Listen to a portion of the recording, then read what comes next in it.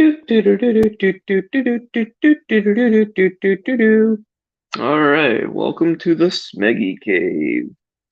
How's everyone doing? I'm doing okay. I'm just bored. Just trying to work on my computer. I'll show you. Oh, it just switched over, but it was doing the little working on updates, working on updates, working on updates. I have to admit, I have not updated this computer in a while. And then all of a sudden it said, "We cannot complete updates. We're undoing the changes. Please wait." I'm like, well, then why'd you make me sit here for 20 minutes to work on the updates and then you're not even working on the updates? So it just now restarted. We'll see if it actually goes do do do do do do, and it goes, okay, your update's complete. Or if it goes, oh, you need to update now. I'm going to start all over again. What's going on? Glad to have people coming by.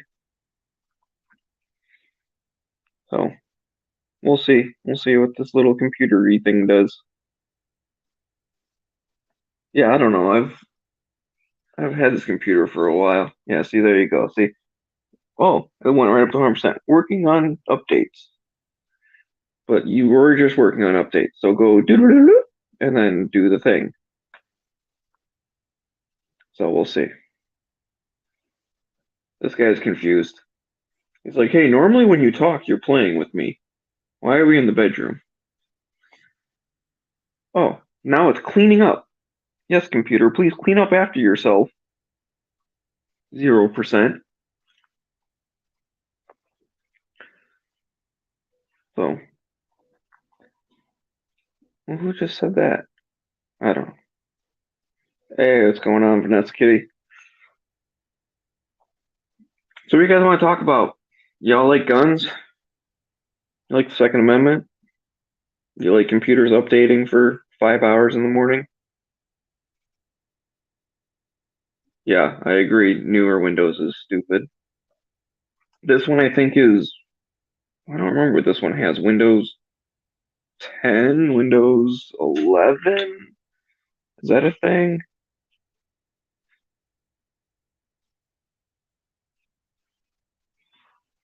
So, I don't know. It's, well, maybe I'll take this guy outside. That sounds like fun. Okay, we're gonna let this thing wait. Set my computer over here on the table.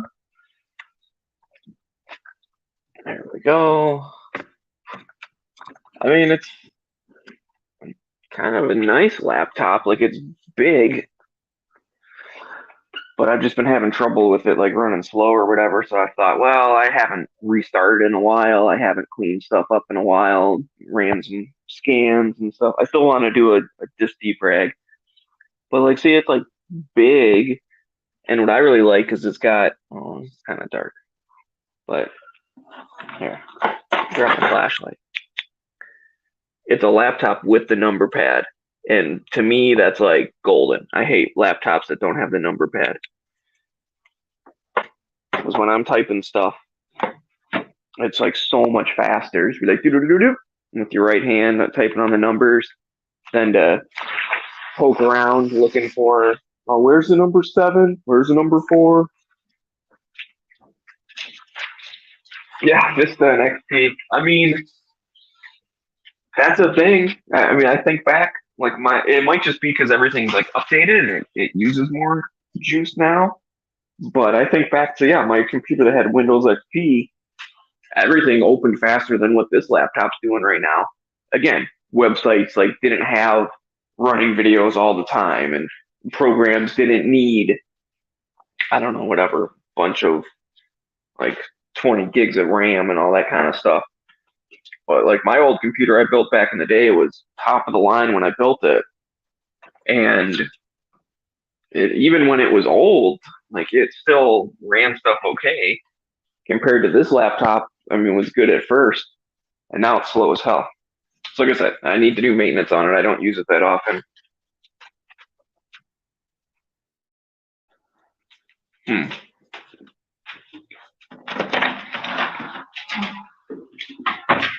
Sorry, I decided to eat a cookie. Turns out I can't walk past the kitchen without taking a cookie. And that's probably pretty rude to do when I'm on a stream and it's only myself. But whatever. You guys can deal with it. Uh, hey, what's going on? All the peoples I've missed. Let's see. I'm looking at something else. Got Mad Sexy, got Vanessa, Some Middle Guy, what's up? Krabby Turtle, G23, Sam Anarchy. Cool. Everyone's saying hi to each other. I'll say hi to all you guys. Ooh, this might not work. I may have to come back in a minute. I gotta switch over my thing. Ooh, new subscriber. Nice.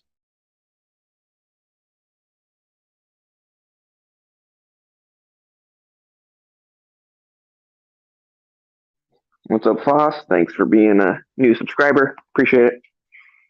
It is the best way to find the Smeggy Cave because I don't schedule anything. Literally, I was bored. You missed the first part. Some of you guys did.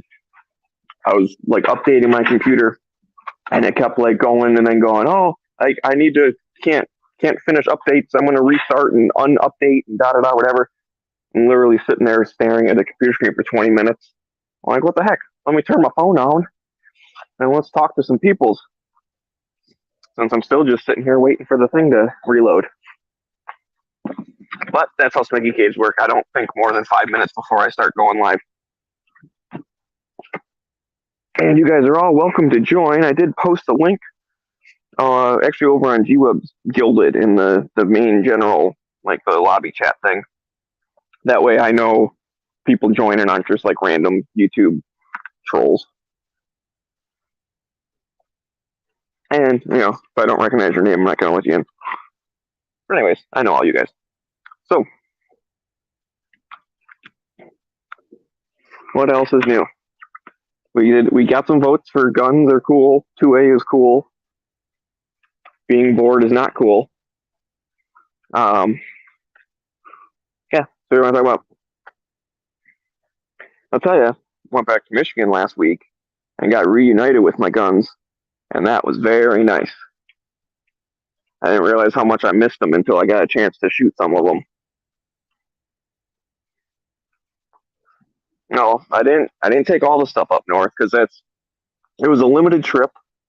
I flew in. Well, I left here Thursday night, like at I forget 10 o'clock or 10:30 at night, and then I landed in Detroit at like 5 a.m. Friday morning, like their time. And then basically I went back to my house, slept for a couple hours, got in the car, drove for 4 hours up north, and was pretty much beat.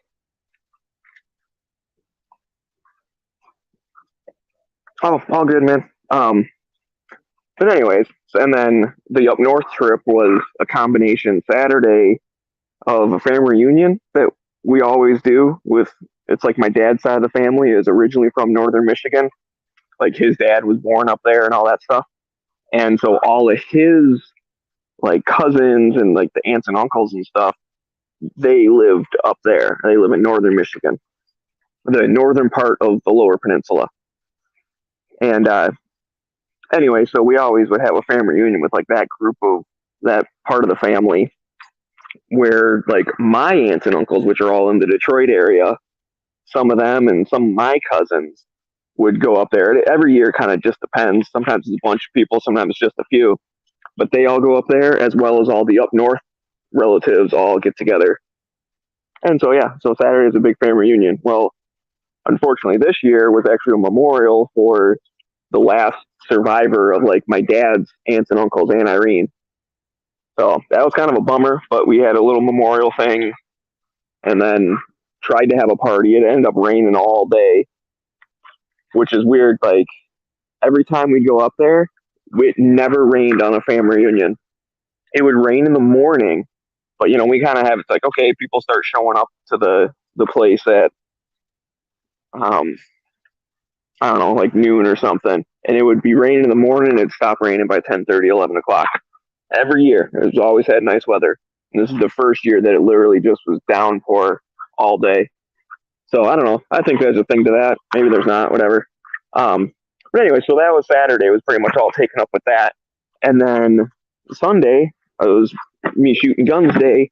But then I ended up driving back down, so that's another 4 hours off your day, right? So you don't want to shoot like all day and then still have to get in the car and then clean all your guns or whatever. So long story longer, which it might as well be because I got nothing better to do, was that I didn't take up all my stuff. I would have liked to have like shot in every one of my guns, like at least put 10 rounds through them or whatever, just to be like, okay, cool. But then the realistic part of it is that just adds way more time onto my day once I get back to the Detroit area. Of I like now I got to clean all of them, and the other thing is half of my stuff's like all packed up and like boxed away and in different places. So I don't even know like where all my stuff is because my parents boxed up some of my stuff because they're staying in my house temporarily. And yeah, so it's like I really want to dig through and try and find everything. Like it took me forever just to figure out where they. Yeah, I know. I cleaned the guns well because they're not coming out for a while, and I really don't like the idea of them sitting there with like all the lead and the burnt powder and all the other stuff like in them because I don't want to. And just on the outside, right, the oils from your hands and stuff. I don't want to have to deal with rust. I don't want to have to deal with stuff getting gunked up. I'm not sure. Well, like if I was shooting the AK or whatever, I don't want corrosive ammo sitting in there because when's the next time I take it out? It might be a year from now. It might be a couple years from now. Like I really don't know. And so I'm not just going to put it back away all nasty because it might be some damage when I go take it out again. I've seen stuff. My buddy, what gun was that on? It was his High Point. So he's got the I don't know what the number is, but it's the 9mm carbine, the High Point carbine, whatever. Big massive tank of a gun, weighs 5,000 pounds. But anyways, there was one time we went shooting for Shootapalooza, and I don't know if it was just that one he didn't clean or if he didn't clean any of them or whatever. But anyways, he put it away dirty, and the next time we took it out, which he doesn't use that thing that often, so it was like just sitting for a while. It had like kind of really mild surface rust all over the top of it, and it's like, damn, dude, that's just like it's just from whatever, like the moisture that got on it when we were outside, plus like the oils from your hands and all that stuff. It was like just on the outside of the barrel and like a little bit on the receiver or whatever. It was no big deal. It washed right up. But anyways, that's something I don't want to have happen to my stuff. So I'd rather just clean it. And I'm not saying I took it a complete detailed strip and cleaned it every little square inch, but kept the bore good and cleaned up the bolts and all the, depending on what it is, the handgun or the rifle and whatnot. Cleaned all the stuff up, put a light coat of oil around the outside of it, and then was able to put it away. That way it's got that protectant as well.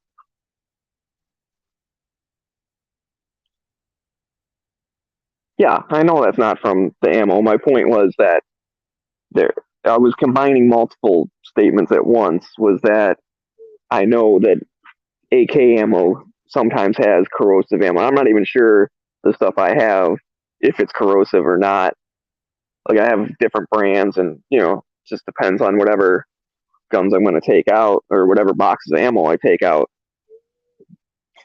But I know I have like steel case stuff, and a lot of times the steel case is also the corrosive. But then again, it was like I don't think I do have some like just surplus like spam can stuff, but I'm not going to open a spam can. That thing's going to stay sealed until if I really need it. So that's the only surplus stuff I have. The other stuff I think is like new, it's either Tula or Wolf. I probably have both, but I'm not sure if those are corrosive or not. It's better safe than sorry on that one. But like the 9mm or like the 5.56 or whatever, that stuff you normally don't have to worry about being corrosive. But it's not to say though that there's not residue and like metallic salts and stuff in the burnt powder or unburnt powder that might still do something. So it's better safe than sorry. I don't know why I'm spending 20 minutes justifying cleaning my stuff. It's not that crazy of a concept. And again, it's not like it took me a million years, but it did take me a while to find my cleaning stuff, which is when I found that book that I want to do for barbecues book club, which I know he's got the next couple months lined up. But after that, hopefully he puts it in the rotation. Prevent contamination like that. Reload, yeah. The only stuff I have for reloading is 9 mil. I was kind of just starting to get into it. I've done it like a handful of batches, not a bunch. I have a bunch of components and stuff for it, and then I just never got around to putting it together. So, um, but anyways, that's all I have right now is just the 9 mil because I figured with getting started out, the most likely what I would be doing is just trying to make cheap plinking ammo, and then later would maybe try and get into because I have well, I don't know, whatever. I know a guy that is like really into making 5 bullets with this many grains, and then he makes 5 more with like one more grain, and then he makes 5 more with like 5 more grains, and shoots all of them, and then says, okay, this one's like the best amount of powder. Now, what if I crimp it like an extra millimeter? I do this like I call him a mad scientist kind of thing.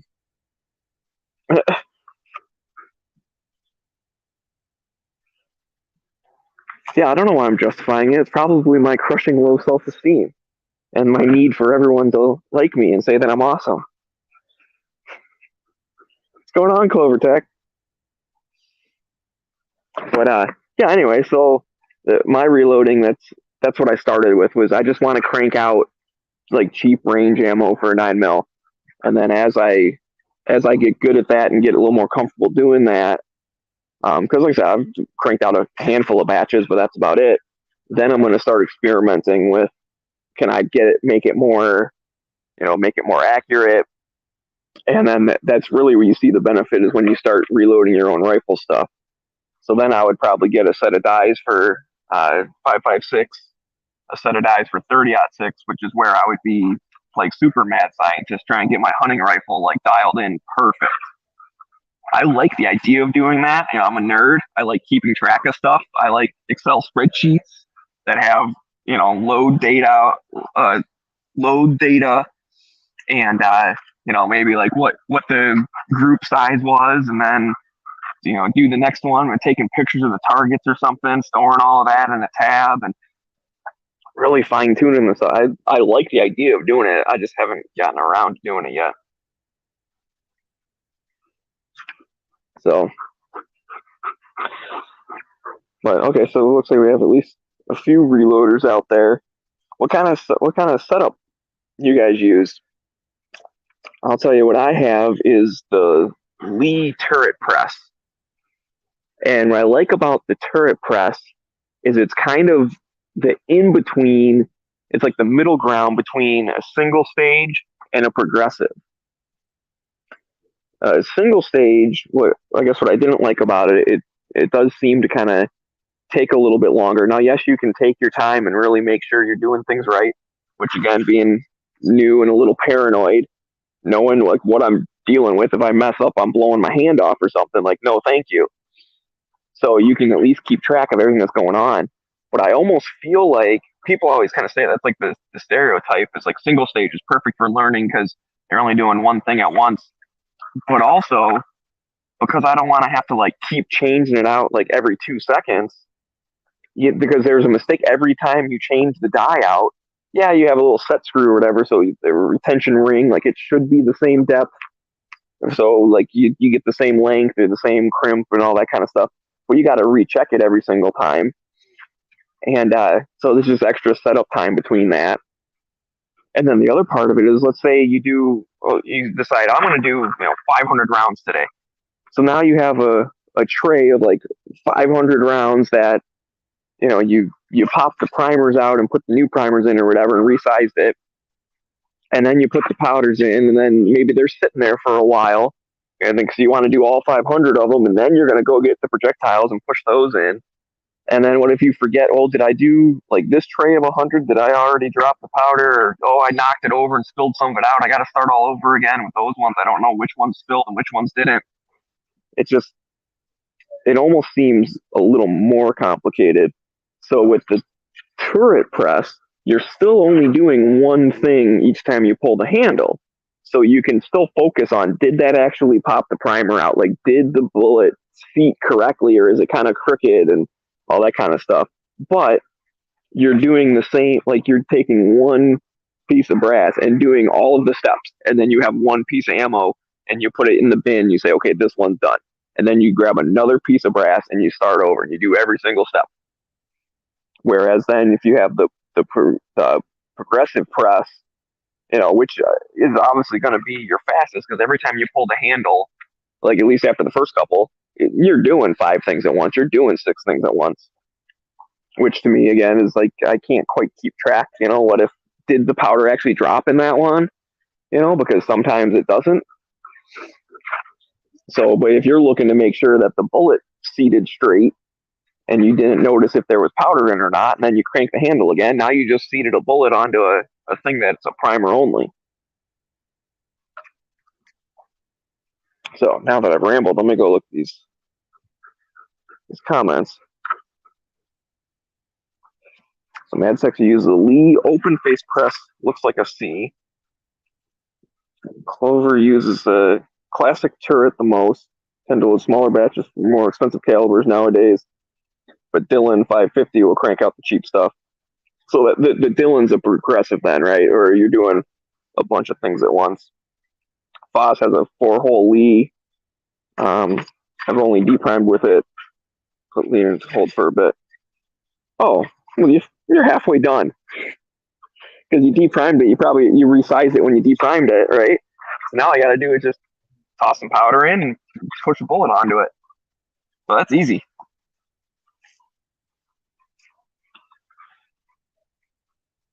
What's the big deal with the Dylan press? To me, it's just buying a name. Yeah, and Clover's defending, saying, not just buying, like, you are 100% not buying the name with Dylan. So basically, and I could see that, like, maybe a portion of it is the name, but that's also, why is that name known that everyone wants it? Because it's good, because it's quality. So there's something to that. Like, if you're buying, I don't know, I'm trying to think, like, fashion thing or whatever, like, you're buying Louis Vuitton, you're buying the name. Like, their clothes aren't, like, sewn better, or I guess they make bags. They don't even make clothes. See how out of touch I am? But, their bags, like, they're not necessarily sewn better than another one that's, like, not a ripoff one. Those ones, yeah, those suck. But, like, a decent company that's half the price versus $10.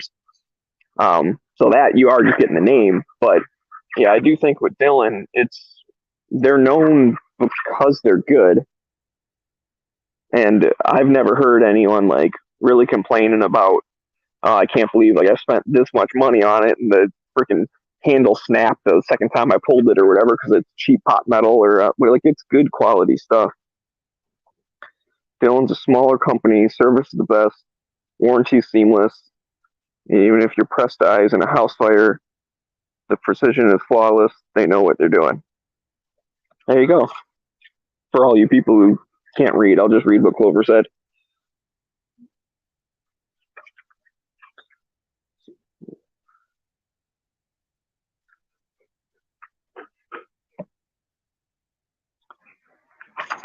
And there you go. And Dylan support actually knows reloading. The other companies like hire support staff.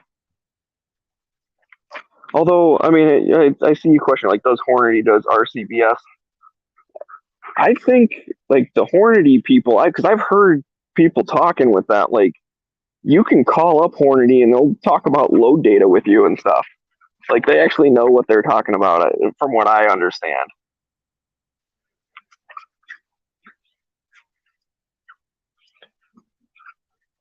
So, I mean, maybe I don't know about like the support staff on like what else is I don't know, whatever, their other stuff, or maybe like the first time you call, you get like some random tech support type dude.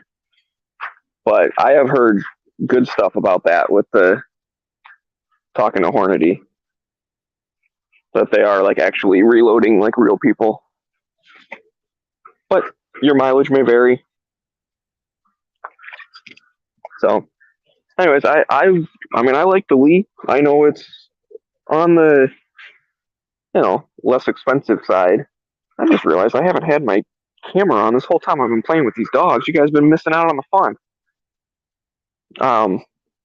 But it was a good jumping off point of getting the turret. And then the other thing too, like if single stage really is your thing, you can take the little auto indexing thing off to where you really can just do one thing at once, which I have done before just to deprime a bunch of stuff because I wanted to deprime it before I cleaned it. Or did I clean it, deprime it, clean it? I forget. Why did I do that? I may have just been bored, but I think it was. I think I deprimed it and then cleaned it for some reason. I thought you get the stuff out of the little hole better or whatever. But then also the media can kind of get stuck in there, so then you can have problems when you put the new primer in. I don't know. Is that a good idea? I forget. I feel like I did that, and I forget if I did it on purpose for a reason, or if I did it and then was like, oh, I shouldn't have done that. I should have cleaned it first. You guys know more than me. Let me know. But anyway, so I used it as like a single stage. I'm just like, I just want to kind of resize it and pop all these primers out real quick. So I did that, and then I had like a whole bin of deprime stuff, and then I put it in the cleaner. But I forget. I may have just been to polish it. Like I may have cleaned it and then wanted to pop the primers out before I polished it. Because I was playing around with, doing different stuff. Of either having like polishing compound or like I forget. I found some like homemade recipe of like some lemon juice and Dawn dish soap or something gets it all shiny. I forget what it was. Here I am spreading bad information on the internet, but trust me, don't listen to me on reloading advice because I'm still in the learning what the hell I'm doing stage, and the luckily hasn't blown anything up yet stage. But also with 9mm, like you can't physically double charge it because the amount of powder you put in it is like more than 50% of the case. So if you accidentally do it twice, it doesn't all fit. But I know once you get into rifles, it can be where you got this big old huge case and the amount of powder you put in is like, bloop, and you can easily go, bloop, bloop, and it still all fits. You kind of look down and then go, yeah, that looks about the right amount. When really you got twice as much.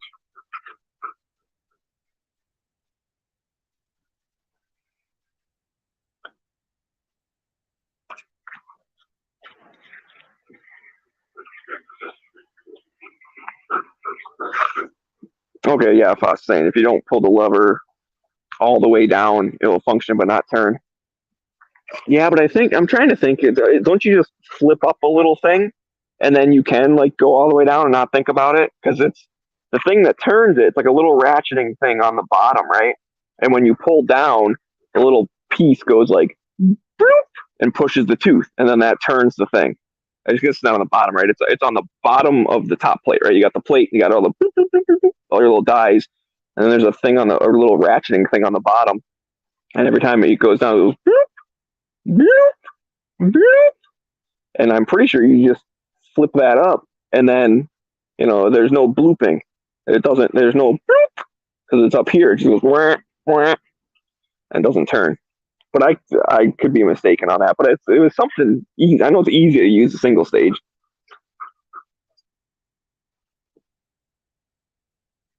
What's going on, Chris from 740? Everyone, man, cool. Thanks everyone for coming out this afternoon. That's cool. I'm just going back through these comments here. I know you guys were talking to each other about the press and nothing wrong with other brands. For the most part, they work. A lot of extra perks with Dylan. Once you go blue, you don't go back. Okay. This went across my mind past year. I want to answer. Well, that's cool. I mean, that's why we talk to each other.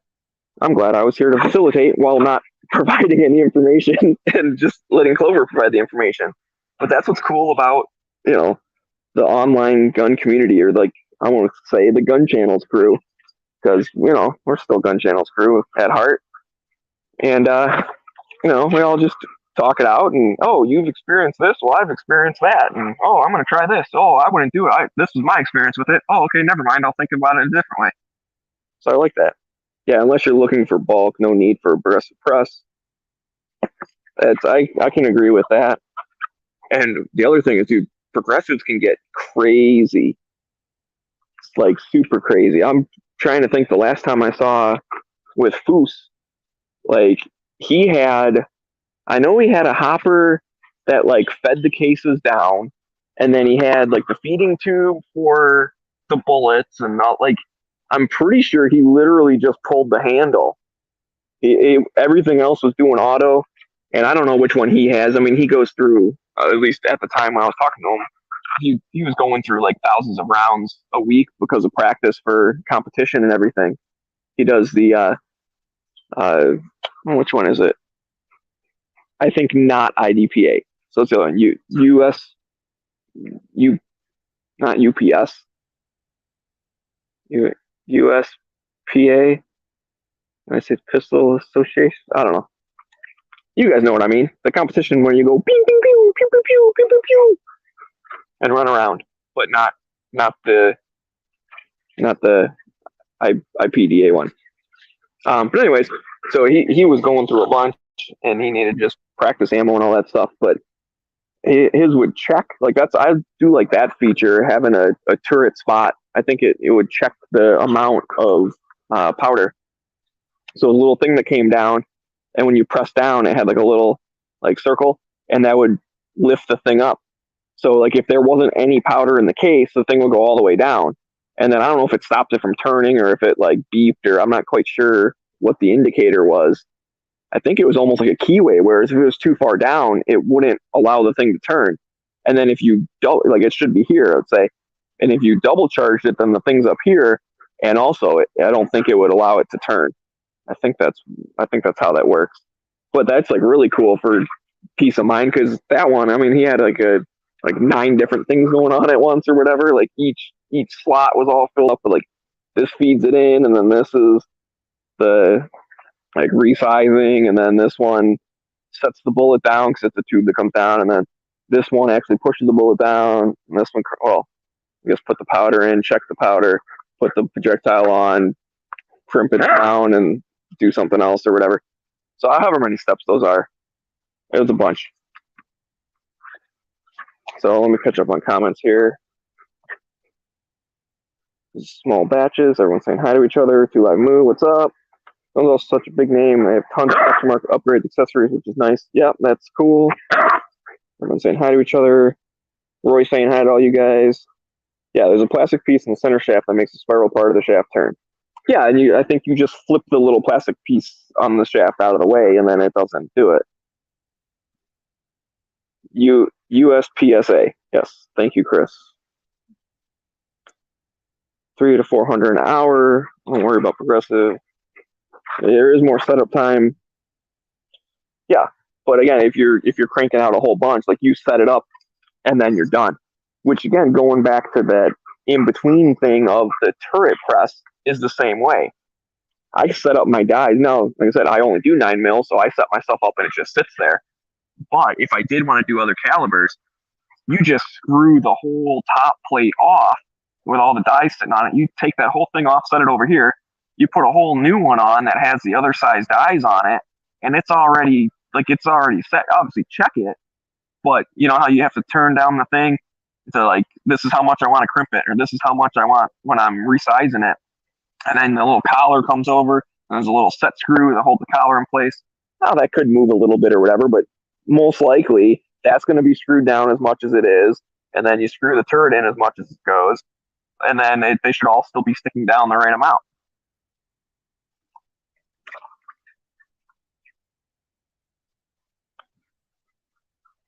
So that's where, that's where I like that, versus, again, like I said, the single stage, even with you put that collar, so every time you take it off and screw it back on, it should be the right amount. You still got to double check between each step. and that's a lot of extra setup time.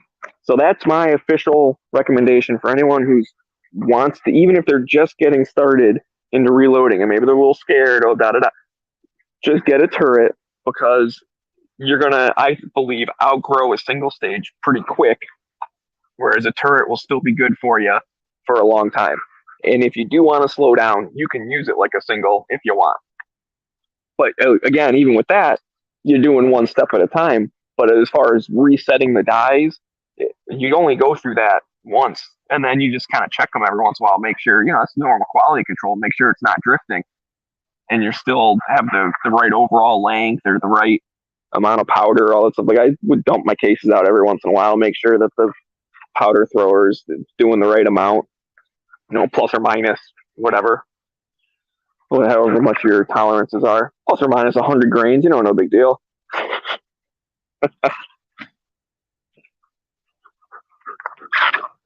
I mean, with 9 mil, you just take the case and just scoop some powder up into it, and then that's good. That's why they make it that size. It's the right amount. And also, don't listen to me on advice for that.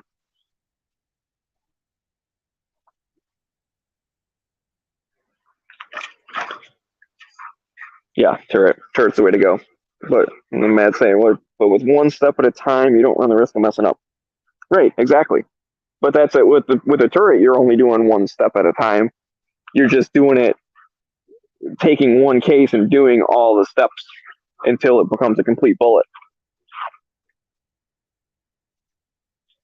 So you're still only watching one thing at once. It's just you can do it. Because like I said, I feel like I would have more likely, because I reloaded when I was first learning.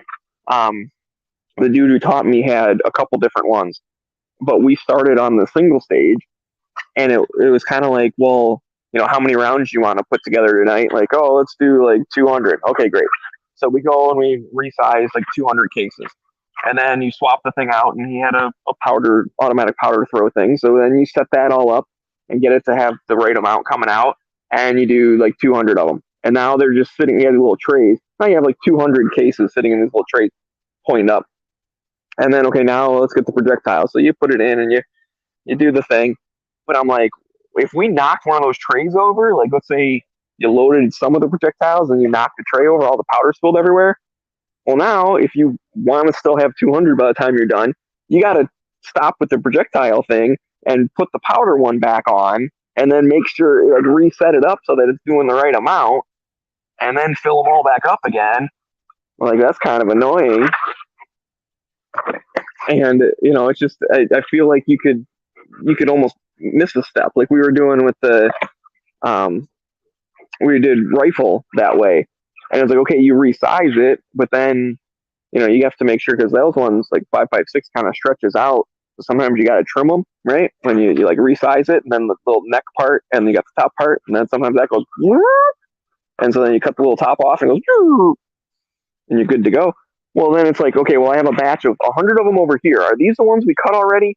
Or are these the ones that we just resized? And then there's a pile of 100 over here. Like, are these the ones that, whatever? These are the ones we cut, right? Yeah, I think so. Okay, well, let's use these ones. Like, it just seems you're more likely to kind of get confused, in my opinion, instead of taking a piece of brass and being like, bloop, bloop, bloop, bloop, bloop, bloop, it's a bullet.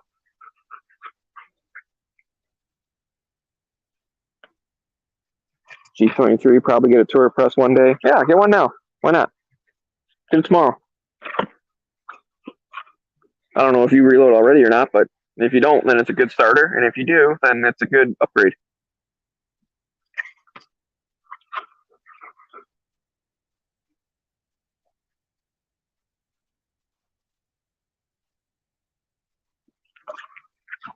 Well, that's interesting. Lean manufactures in batches, huh? So if demand jumps up, then the prices could go up. You put on a waiting list. So you're waiting for 44.40.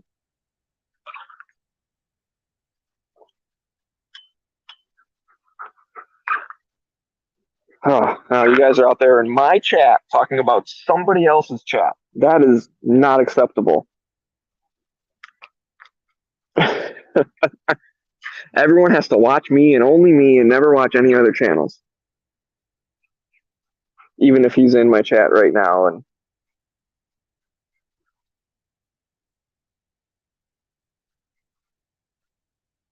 obviously, I'm just kidding. Because that's how we do all hang out, is we all go to each other's things and keep up what's going on. So, anyway, I'll be a man. I don't remember everyone's schedule either. I just throw YouTube up and be like, okay, what's live right now? Oh, this has a little red dot next to it. Okay, cool. I know that person. I'll watch it. Like I don't plan out my day knowing when people are going live or not. Sometimes if I see like, oh, this is scheduled, I'll keep that in mind. Like, okay, cool. After dinner, then this dude goes live, so I'll watch him.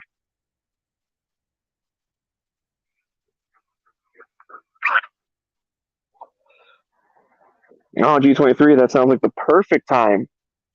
Because now you got time to sit at home. And you can just be cranking that stuff out.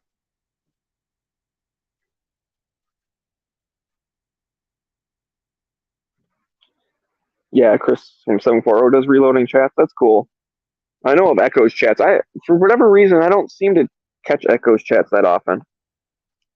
I don't know if it's just weird timing. Like when he does it, I just happen to, either I'm doing something else or I'm just not on my phone or whatever. I've seen a couple, but I do feel though like reloading chats. I enjoy them, but also I enjoy them when people are kind of really getting nerd out. Like I can listen to anybody about any topic if they're passionate and knowledgeable about that topic. Like there's just something about, like you can listen to two people talking about trains or whatever, and because they really know, oh, this 545 series, it has the 700 horsepower diesel, but like it's just kind of cool to hear people like really know what they're talking about. Okay, cool. But anyways, like sometimes reloading chats, they're almost too basic because everyone's like worried about like, oh, well, because it's complicated, they're not really gonna like people might not really understand exactly what's going on. So it's very general, which is cool for people that are trying to get into it. But then also it's like, okay, I understand. Yeah, you got to be careful, and these are the basic steps, and da da da, whatever. Now what? Like, I want to hear about the dude who tried to use the retention ring on his Lee press, and turns out that the like Dylan retention ring fits better, because there was actually something like that. I remember when I was set up.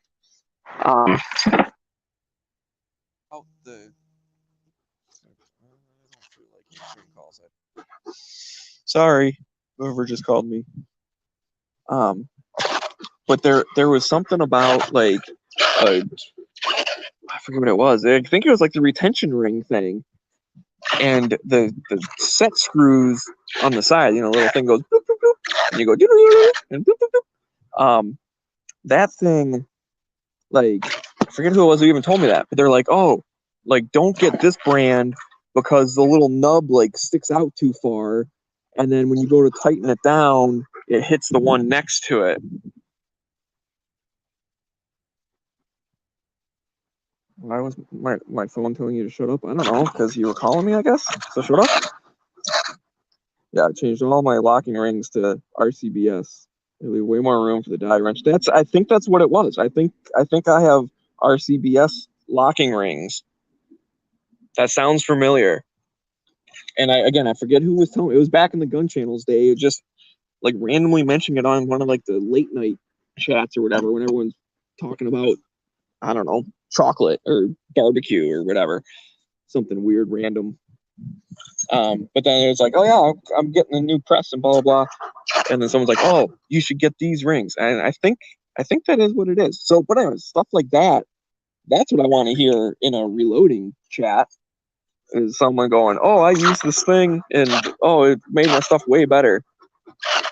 And it was something. It was with the clearance thing, so that's why I'm thinking it was the RCBS. Because that can sometimes, especially on like if you have a smaller turret that only has a handful of slots, but not like a progressive that's got like 12. But even then, I mean the holes can still be close together.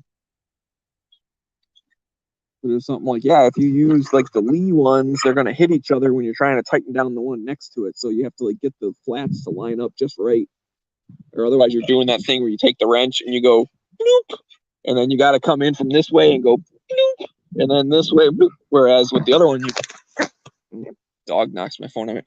You take the wrench, you go in, and you can actually get a full like from here around to there, and then from here around to there, instead of being like bloop, bloop, bloop, bloop, bloop, bloop, and then start over again.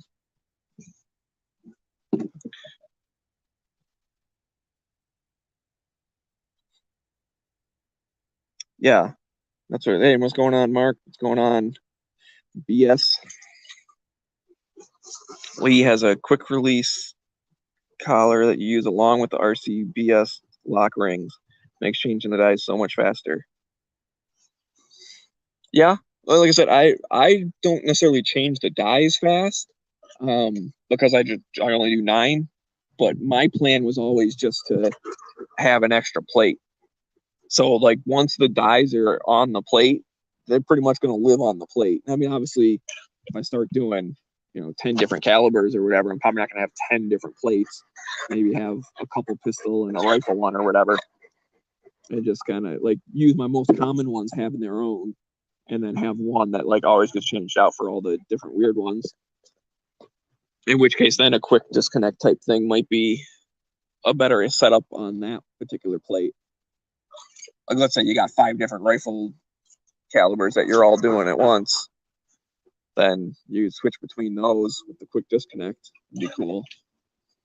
But the way I look at it, having a plate that's set up for 9mm can just probably live as a 9mm plate, because that's going to be my go-to. I need to crank out a couple hundred rounds. Like that's, yep, let's do it. I'm going to the range this weekend. Let's crank out 1,000 rounds, like whatever. Spend all day doing it.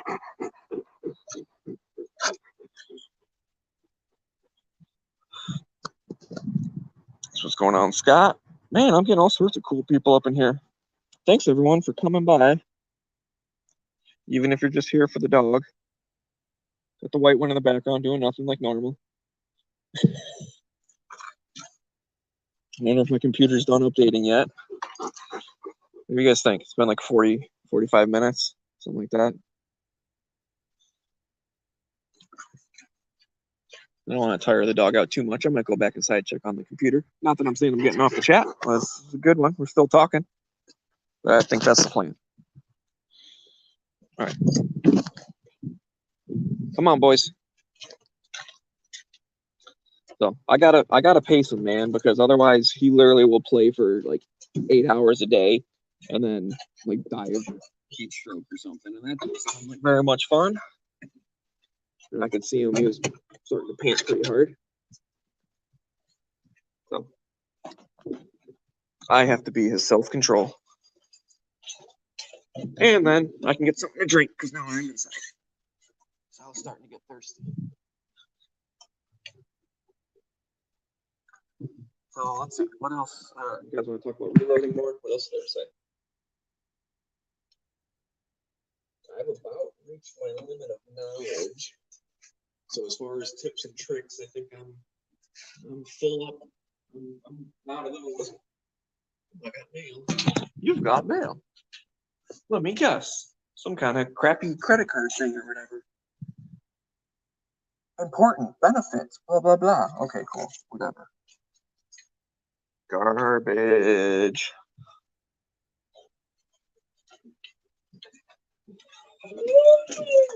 What? You talking to me? The white one speaks. Literally takes hours just to do 50 rounds. Yeah, see, that's a little too slow, I think. Oh, it looks like my computer may have finished its update. That's pretty neat. Now, you bet once I like log in or whatever, it takes another 40 minutes to start up. I'm hoping it runs fast enough. Let's see. Check this out. Log in. Password's incorrect. Uh-oh.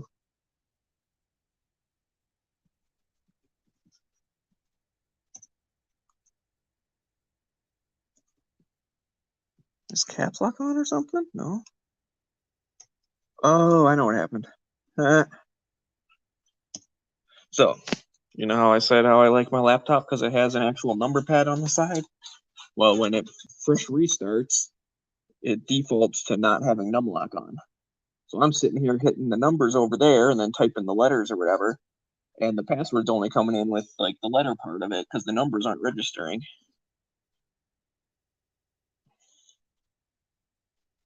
Yeah, you can reload for precision, but still not take hours to do 50 rounds.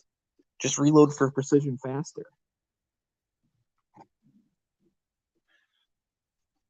The way I look at it, reloading for precision is like, um, doing a bunch of different batches or whatever and tweaking them all a little bit and then testing them all out. So then because that's the thing too, is like different, I'm assuming rifle, but even if you're doing other stuff, but like, different rifles, even if it's like the same caliber, same model number or whatever, is um, like your specific piece of hardware will run really well with, I don't know, whatever, name a thing, 17.6 frames or whatever. And then someone else's might be like 17.9. It won't be like way far off, but it could be different. Hang on, buddy. Hang on.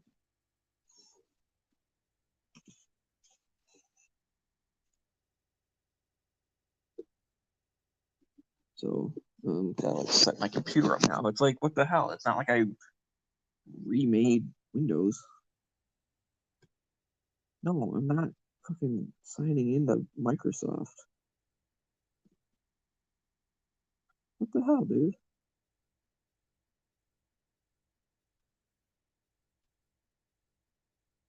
Stop it.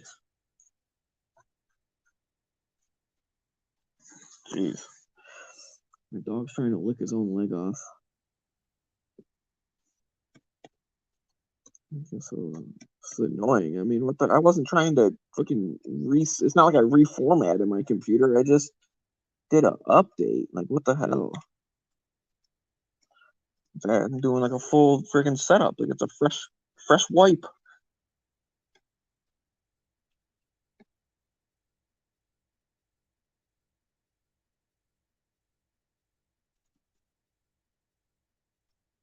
Is that it?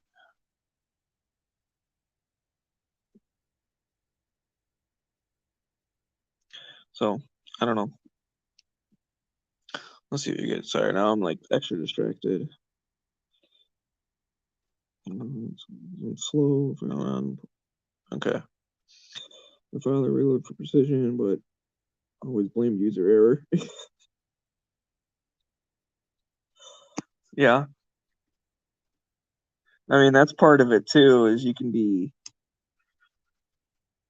chasing the dragon where you're always like, oh, this must not be a good batch. I'm going to try a different thing. And then it's just because one day you were good and one day you weren't.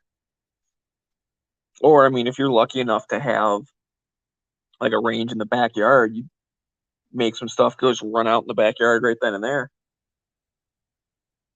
That's what the one guy did that I was talking about earlier, who was the mad scientist. No, I'm not going to use my Android phone for my computer. What the? You're a computer. I have a phone. I don't need you to be a phone. Fucking new laptops, man. Remember back in the day when laptops were just computers? Now they're like, that's one thing that bugs me. Like in the thing, it says stuff about like apps. And I'm like, these aren't apps. They're, um, no, I don't want that. Like they're programs.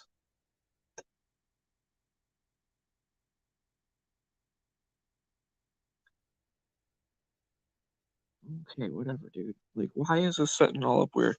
Um, but anyways, yeah. So that dude literally had his thing, like, at a little shooting range out in the backyard up north, and so he would reload and then run out there and like, shoot a couple of rounds and then be like, oh, I better tweak this and go run back in and do a couple more.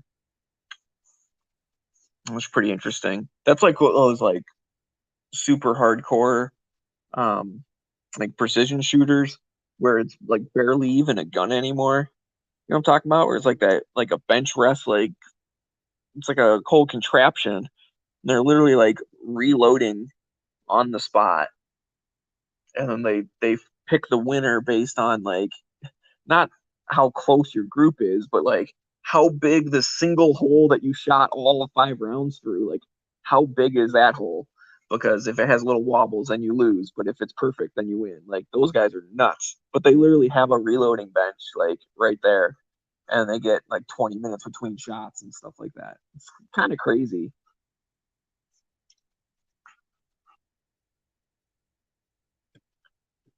No, I don't want that.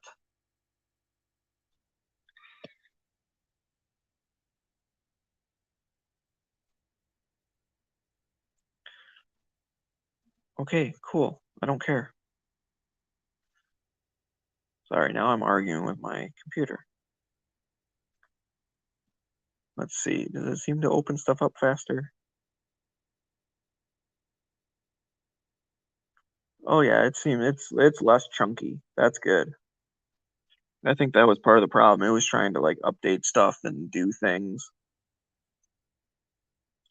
Oh, but now this is kind of cool because I have my computer. I can open this up and like see. I don't normally use my computer that often, and I'm always like, oh crap, I'm hosting on my phone. I can't like do other stuff. But now, like, I can do stuff. Yeah, pin the chat. Okay, cool. So that's neat. Oh, my virus stuff. Okay, I get it. Don't care. So I don't know. Like I said, did we run reloading into the ground? I'm about used up on what I know, but it's cool that other people talk about it a bunch. I always do like listening to that kind of stuff because you pick up little tricks or whatever. Let's see what else. What else gun related from my Michigan trip? So I went shooting pretty much all day Sunday. Kind of slept in, ate some like brunch kind of thing, and then grabbed my guns, went outside, started shooting. So that was fun. Um, see, I found that book when I was digging for my cleaning supplies, so that's cool. And then I got to tell barbecue last night because he actually had a show. I guess he was off for a while because he was missing a cable or something. Something was wrong with his computer.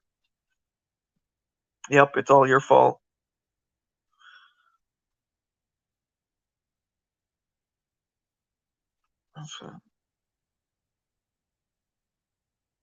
You're gonna screw something up. Damn, you killed the chat. Oh, okay. Yeah, it's all your fault. I don't know who's gonna screw something up. Maybe you tell me I'm gonna screw something up. Maybe I screwed my computer up. I don't know. Too many updates. But now I can do this little. Oh man, I feel like I'm G-Webs. Oh, see, you're looking here and here. Everyone's looking at stuff. That's cool. And there's this guy. Oh, yeah, it's okay. Cooling off a little bit inside.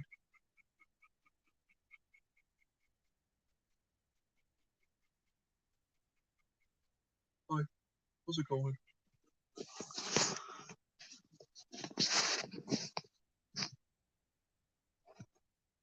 Oh, AK book is still on the way. I was a little bummed about that, but that's all right. I'll grab it either next time I get a shipment or next time I go back.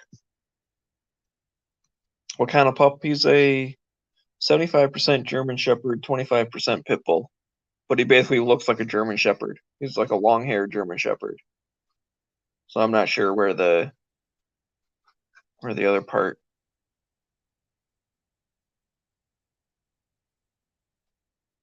Oh, it's directing at me screwing up. Okay, that's cool. You know, that's weird. The chat on my computer popped up with that before the chat on my phone popped up on that. So you were saying I was going to screw something up. Well, I don't like that kind of negativity in my chat. Where's the ban button? Let's see here. Click on this button here. No, I'm just kidding.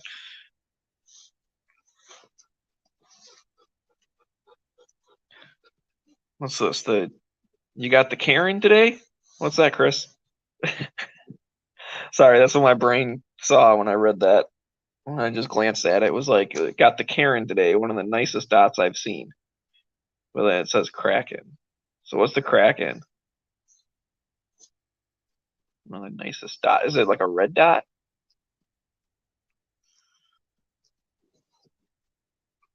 I don't think I'm familiar with that.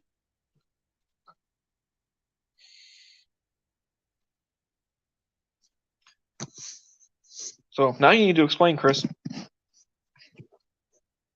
And also, I had mentioned it earlier, but for the people that don't know, over in the Guilded, I dropped the link to join in here.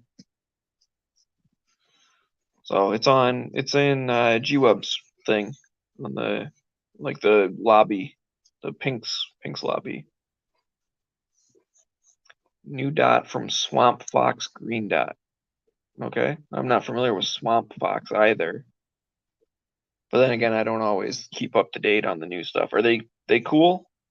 What's the deal? Are they super high tech, or are they budget friendly but good quality, or somewhere in the middle?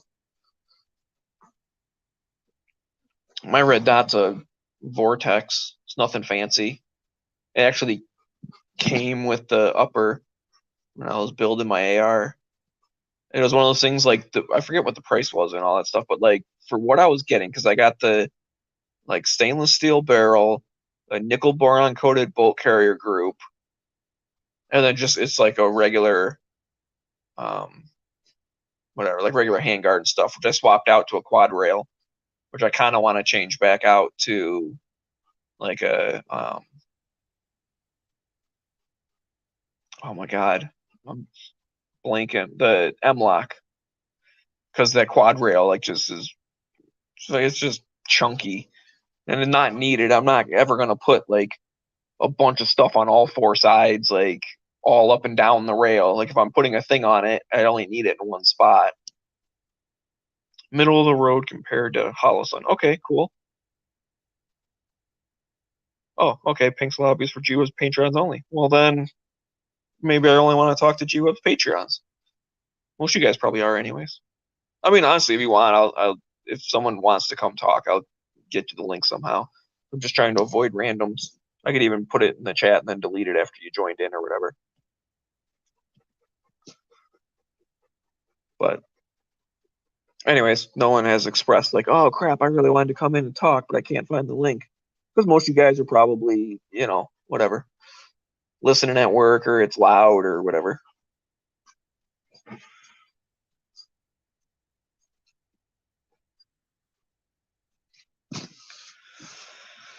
So how's the Geisley trigger? I mean, I don't have one. I'm assuming you're probably talking to Chris or whatever, or somebody else. But from what I understand, they're cool. To me, I feel like trigger. So the only really upgrade trigger I had it on. Oh, I didn't even finish my AR story. But this is kind of the thing. So it's on my AR. Is I got the ALG, which I guess was like a sister company or whatever to Geisley. And then someone told me that something happened. I don't think they're connected anymore. Because I think like there was, I don't know, there was like a divorce or something, and like the wife got the one and the dude got the other or something. I could be making that up. But I thought someone said that recently, that they're not technically like, they don't work together anymore or whatever because of personal stuff. That could be wrong. I do know at the time ALG had some kind of relationship with Geisley, like sister company or just like a different like kind of brand, but under the same building. But anyways, I really like the ALG because so that's what I was getting at. Like triggers to me, I'm still like not that great at shooting. Like I'm okay, but I feel like I don't notice the difference between like I can notice the difference. I notice the difference between like the stock, like the mil-spec trigger that just came with like a random ass parts kit from AR versus the ALG. It's smoother. It's a little bit lighter. They have a couple different springs you could use. I think one of them is like the same heaviness, and then there's a one that's a pound or two lighter. I forget. But you can just feel it. It's smoother. It like breaks a little crisper. Like that edge is like sharper or something. Like, you can just feel it. But then between that and like a $200 trigger or a 200 between a 500, like I don't think I'm gonna notice that difference because like I'm not as good to be like, oh crap, I missed it because there was a hair on my trigger that caused the surface tension to change by 0.3 or whatever. Like I'm not gonna be that good anyways. But the ALG trigger being $60 was a huge upgrade over just the kind of grainy mil spec. Yeah, how are they? So let's see. And the guy's a super dynamic 3-gun in one. And it's great, but not great enough for the cost. Rise armament at half the price, pretty close to being just as good. Okay, that's good to know. That's where I feel like I would fall in. It's not worth the price, but I'm going to say it's not worth the price to me. It's kind of like even with optics. Like, I want a good scope. I'm not talking about getting a $40 whatever kind of dinky little scope thing. Like I understand where the lens clarity and the all the different stuff, like it makes a difference. But there's gonna be a point where I don't know if I buy a $800 scope, a $1,500 scope, and a $5,000 scope. Am I gonna notice a difference between the 1,500 and the 5,000? Me personally, like, am I gonna shoot that much better between a 1,500 and a 5,000? I don't think that I am because at that point you're kind of looking at what's your limiting factor, and I'm not missing the shot because my scope isn't nice enough. I'm missing the shot because I'm not breathing right, or I'm twitching my finger, or I'm not tucked up into my shoulder tight enough, or like I'm doing it for a different reason. Geisley 3-gun is 250. Yeah, see that to me that's pretty expensive for a trigger. But then again, there are people that do notice that difference, and more power to you if that's what you want and you can afford it. Like that's awesome. And I forgot to get something to drink. I was so excited that my computer reloaded that I forgot that I came inside to get something to drink. So first off, we're gonna swap this out because my earphone is dying. And hopefully, I just realized hopefully I didn't just blow all you guys out when I switched over my ear thing because it probably picked that up on a microphone. It sounded like that. So if I did, I apologize. And also, I kind of want to make sure that this thing still works. So let me know if you guys still hear me. Type F in the chat. Just so I know. Because sometimes the Bluetooth stuff, I only ever use one earbud at a time, which for one is nice because I kind of like just being able to hear my surroundings. And when you have both earbuds in, you kind of feel, I don't know, like you're claustrophobic or something. Oh, now I'm muffled? Well, that sucks. I'm going to try to move it around or whatever. But, let's see. I don't know if I can do this or that. Oh, you know what? I might be muffled because I'm not using the earbud anymore. And it's hard to tell without someone else in here talking to know if my thing even connected. So please bear with me for a moment. Yeah, see, it went back to default. That's why. So what about now? Do I sound better now? Test, test, test, maybe. Sorry about those technical difficulties.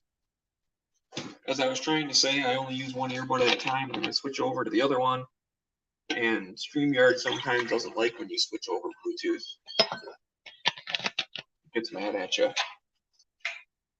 But I do like it because I like to hear my surroundings as well as like when one's dying, well, the other one's been sitting in the case all morning. Better just don't set it down. Oh, okay.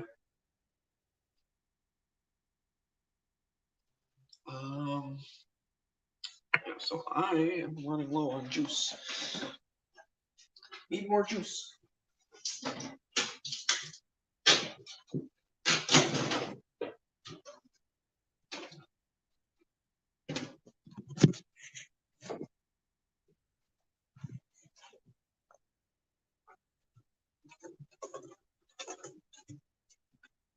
So, Chris out there is talking about Rise Armament. I don't know that I'm familiar with them. Claims that they're a good company. Take a look at them. So, take that for what it's worth. If you trust his opinion.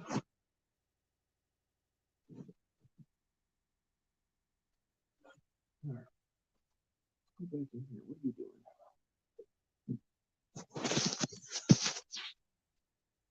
So, yeah, that's cool. So anyway, that whatever I was talking about there of the, I guess it's kind of that whole law of diminishing returns thing. For me, like I'm only so good, and so yeah, improve something helps a little bit, but compared to what I notice, like not as much. Oh, also, I can do one of my favorite things. Oh, it's not even loading up.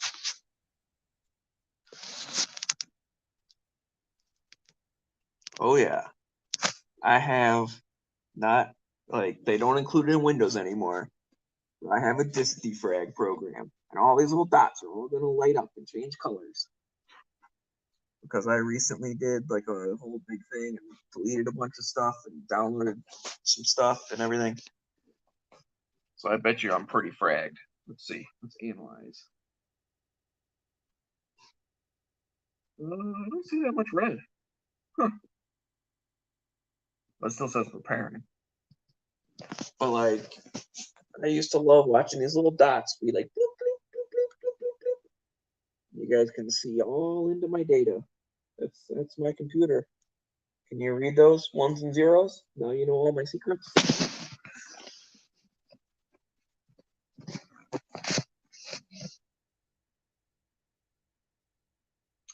Oh yeah, now it's starting to, no, I don't want to get a newer update. There we go. See, now I'm getting the little red stuff. Those are all my files that are in the wrong place. They're all looking for their friends.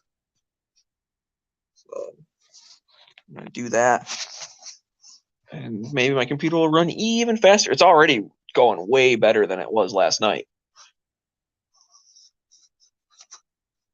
And yeah, Mad Sex, that's, I know very little about after triggers as well. So I don't blame you for asking someone who has experience with stuff. That's how I learn. That's how I form opinions, at least to make a, you know, an intelligent decision. You don't always just, oh, this guy said so, so I believe him. But that's where my advice comes in. Is I tell people just get ALG. You know, if we're talking ARs, it's $60. It's like the increase in performance for the amount of money. Like that's the best increase for the least amount of money. Yeah, I don't know if you could do performance as some kind of unit. You get the most units per dollar. And then once you get up to the $100, $200, $500, $1,000, whatever the heck triggers go up to, I feel like the difference for an extra couple $100, you get one more unit of performance. But for $60, you get 12 units of performance, that type of thing. And that's I tend to live in that realm of the I don't mind paying a little bit more for better quality, but going all the way up like super high end is probably not going to be worth it to me. With triggers, with scopes, with hell, even just with firearms in general. I don't want cheap garbage. Like I'm willing to spend a little bit of money to get something that's maybe built a little bit nicer, maybe it lasts a little bit longer, better materials or a little bit better company.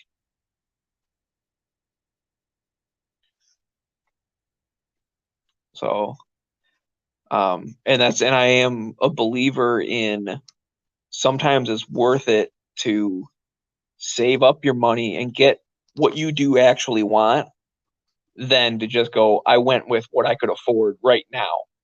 Now, if you have to wait 20 years before you can get what you can afford, like maybe get something in between so at least you can be enjoying it and still have that holy grail. Like if you want, I don't know, whatever, you're into collecting something and you want some World War II special edition, blah, blah, blah, whatever, and it's thousands of dollars, like, okay, well, save up. Like, I kind of want this one of my on the list. Like, I want an actual, like, German Luger. And I just think it would be cool. Like, the history of it and all that's like, that would be a kind of cool thing to have. I don't even know how expensive they are. I'm just kind of guessing that they're expensive. Some kind of like, I want like a trophy or like a war bring back, knowing that like some dude's grandpa like killed a stupid Nazi and stole his gun and brought it back. Like I want it. Like that's cool because screw you, you guys are jerks. That's kind of I know like not putting words in G Web's mouth, but like it's kind of why he likes the AK thing. What it's the idea of okay, stupid communist. Well, we took your stuff and like now we get to use it and have fun. And you guys went bankrupt because you're stupid. That's kind of I've heard him say something similar to that, and that's kind of why he thinks they're cool. I'm same way. Yeah, that is cool. No, I'd love to have like a real AK, like an actual full auto brought back from the war AK type thing. But oh yeah, M1 Grand with trench art, that'd be pretty cool. Yeah, because sometimes it's not about like the thing, right? It's like there's whatever artistic value or historical value, collectible value. That it's not just a machine; it's got something else kind of attached to it. But also, sometimes it's just like a specific gun is just kind of cool. Like my buddy, he wants a Thompson. Now, from everything I can figure out, like Thompsons are heavy and like they're kind of annoying. And obviously, I mean, it'd be awesome to get the full auto, but he's looking at getting a semi-auto version of the Thompson. I think we've talked about it before because some people have given me like a brand that makes them. It might even be the same one. Is that I think Auto Ordnance makes the Thompson. But anyways, people have told me like, oh yeah, that those guys they make a thing, blah blah blah, and I pass that on to my buddy, and he's like, oh yeah, I'm looking. That's the one I'm looking at, and that's one of those. He just wants it because it looks cool. It's not necessarily super like what's the right word? I want to say reasonable, but what's the right word?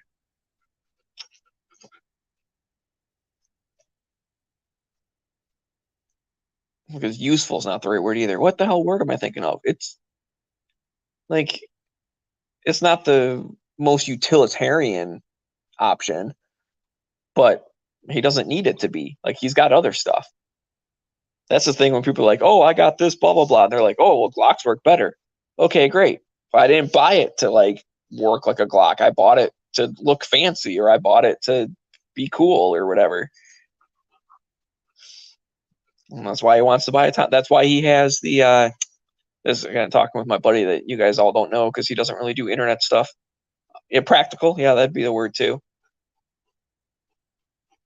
Um, but he's got a I don't know clone look-alike whatever of which one? Yeah, I forget which company the thing, but it looks like a Mac 10. Now again, it's semi-auto and it has like a barrel shroud that looks like a suppressor, but there's no guts in it, so it's not. It's just literally a tube that screws onto the end of his gun, which is totally allowed to have. Um, But yeah, he's just thought it was cool, and it's fun to shoot. It's not too bad, but people are like, it's not his everyday carry. But it doesn't have to be. Like that's literally, if you want to call anything a range toy, that's a range toy. He literally bought it just so that when he goes to the range, people are like, "Oh, cool." And he's like, "Yeah, all right." That's the reaction I was expecting. That's the reaction I gave him when I first saw it. He goes, "Look, he always will send me like a picture or whatever, text message, and he'll always say, 'I did a thing,' and then I know a picture's coming. He'll be like, 'I did a thing,' and I'll be like, 'What is it?' And then a picture comes through, and it's this, Mac 10 clone, and I'm like, okay, well, you did a good thing. Like that's pretty cool. Can't wait to shoot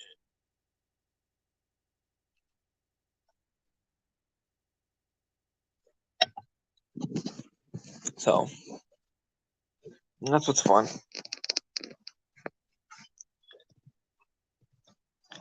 Waiting for a 50 BMG revolver. No thanks. That's something. I mean, I've done a little bit, not 50 BMG, but like the big bore revolver thing. It's just it's not my cup of tea. Like it's not necessarily. I'm not against it, but it doesn't like appeal to me. I know there are some people that I've chatted with back in the day, and they're all like, I guess trying to outdo each other. Oh well, I shot the 454. Oh well, I got the blah blah blah whatever. Oh yeah, well I have a old 4570 that I converted into a revolver with the 2-inch barrel, and it shattered my hip when I shot it. Like, okay, I guess cool, good for you. To me, I don't want my gun to try and break my wrist. I've shot. Trying to remember. I always get this mixed up. So there's the Ruger, like Super Red Hawk, and the Super Black Hawk, and one of them is single action, and one of them's double action. That's kind of the only difference between the two. And I've shot one of them in 41 mag, and one of them in 44 mag, and that's around my limit. And like I said, I don't remember which one was which. I think they make both of them both calibers, so it just depends on the dude who owned them, like which one he owned. But he had a 41 and he had a 44, and one of them was the Red Hawk and one of them was the Black Hawk. That's all I can remember. But that's like, okay, I shot it and was like, neat, and I'm like, that's my limit. Like, I don't need anything more than that. It wasn't super fun. Like, it was kind of like exhilarating, I guess, a little bit. But I shot a couple cylinders worth and was like, okay, cool. Like, I'm gonna set that down now. Like, gonna go back to shooting AKs or go back to, I don't know, whatever, shooting something else. So the Black Hawk is single action. Okay. Thank you. So now the question is, did they make both of them in 41 and 44, or could that also help figure out which one's which? But I think talking with someone, they're like, yeah, it could have been either one, like either caliber, I think. So I don't remember. If I had to guess, and I'm just making this up, I think the Red Hawk was in the 44 and the Black Hawk was in 41. But again, that just happened to be what he had. I think they make them different calibers. But whatever, that's like, okay. So if you want to shoot 454 Casull or whatever, and I don't even know a lot of other revolver calibers. I'm just thinking of stuff that starts with fours is probably going to hurt your hand. And so 50, that doesn't even sound close to fun.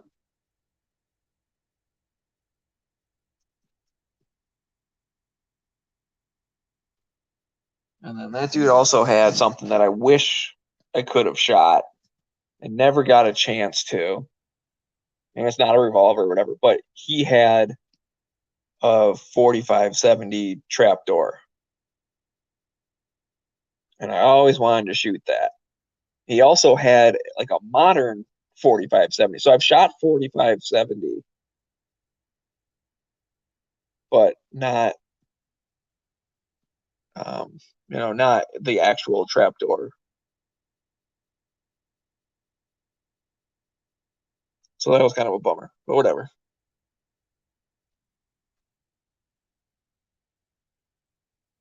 Define fun. I don't know. Everyone defines different. Super Black Hawk looks like a big Colt single action. You have a 44 mag 7-inch. Yeah, I don't know. That's what is that like? That's like we're in the Dirty Harry realm or whatever, right? Big ass, big old revolver. I guess I don't know. People get mad at me. I'm not a huge revolver fan. Like they're okay. I don't get nerded out over it.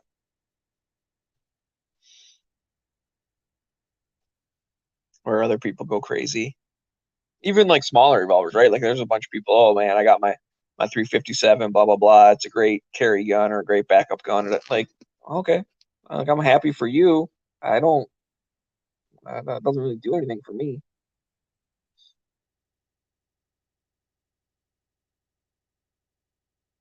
I think if I were to get a revolver, because I don't own one, um, I'd probably go with something in 357 because I also have in my brain I want a lever action in 357. So I like the idea of having a revolver that matches it just for like ease of just having the same thing. But I don't know like which one I would get. I feel like I would just I don't know get a Smith and Wesson or whatever. Like they make revolvers, people seem to like them. I'd have to do more research when I got to that point if I ever decided to buy one.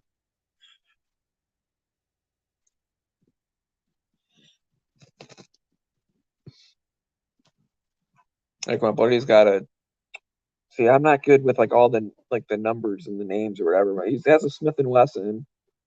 Um, I don't know what it is. It's like not super snub nose, but it's not like big.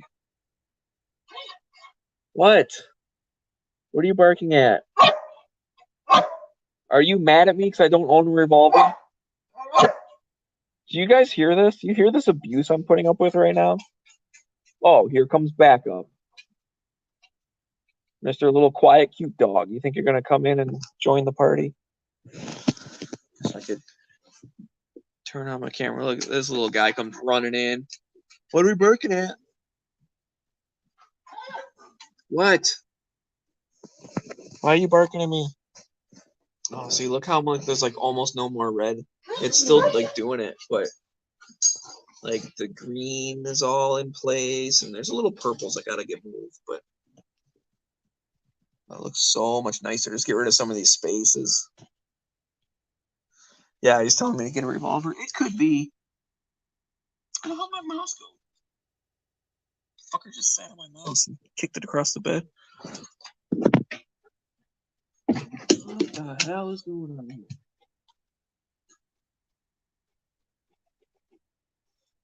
All right, okay.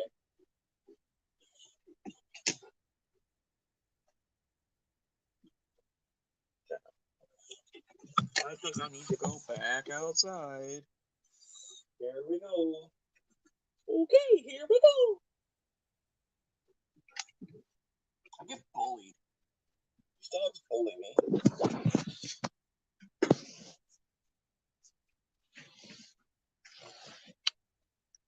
The white one's a husky, but we haven't done the DNA on him yet, so I don't know like exactly. There may be something else mixed, but he just seems like a pretty normal husky. But then again, you would think this dude was a normal German Shepherd, and he's got 25% pit bull in him. Is maybe why he's so annoying. Yeah, but uh-oh. Fight Club. He's got the high ground. Oh, you gave up the high ground. Why would you do that? You're shorter than him. He's gonna bite his tail? Bite his tail. Get your nose out of his butt. This guy. Oh, yeah. This guy. Good boy.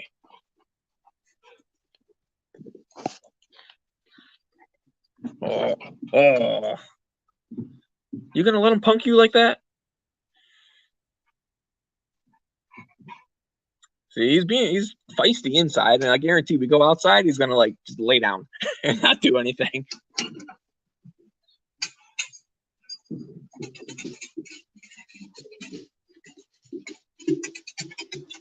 Oh yeah, Fight Club, get him. You, mister. Wagging that butt. You wagging that butt.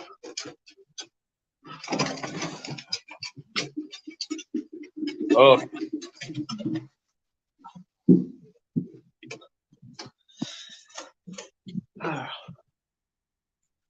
We'll go back outside for a minute. Yeah, you're right. That's just the thing is telling me to get a revolver. He probably is. I will eventually. I am nowhere near like satisfied with the amount and types of guns I have. I am still in the building phase. But on the things I got, like I got them at the times that I don't know, like I thought were more important or whatever. Like I wanted a handgun first. Well, I got a shotgun first, but what's going on, Finite? I'm gonna show off this too here. Oh yeah, it's a deck of AK playing cards, uncut in poster form. This also recently made its way home from Michigan. Because I saw that and was like, oh crap, how the heck did I not take that with me to begin with? Like I forgot I had the thing.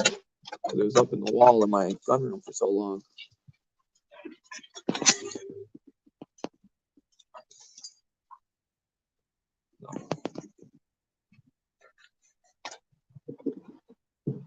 Anyway.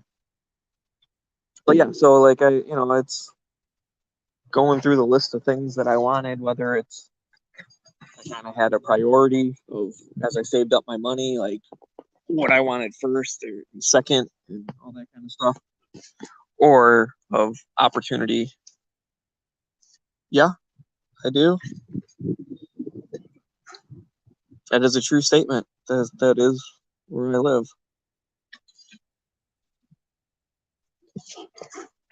Which is why when I go back to Michigan, where I'm from, I get reunited with my guns. Because I couldn't bring any of the cool ones with me, so I just left them with my dad's collection so that they're safe.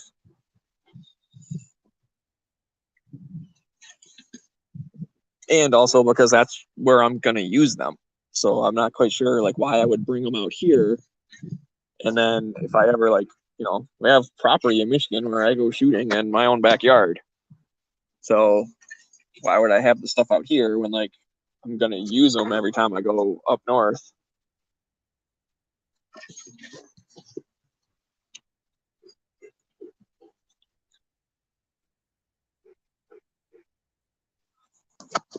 Oh, I went behind enemy lines because of work. So there's some opportunities that are worth giving up, their rights and whatnot. I guess that's what I was saying. You got to make that call, right? That's why when a lot of people are always bitching like, you should just move. Why don't you just get out of there? It's like, yeah, but what if there are personal and like I don't know, like career wise moves or whatever? Like there are reasons that people sometimes live places. So belly rubs. I don't know if I don't think I can get to his belly. He's too excited for his toy. Maybe if we go back inside. Oh, he's staying there for a minute. Normally, anytime I reach out to pet him, he thinks I'm going to steal his toy from him, so he runs away. But he's actually being a little calm. Although he's still trying to go. He's like, hey, I dropped that toy. You're not throwing it. I'm like, I'm going to take it back. See him? See him dodging his head around?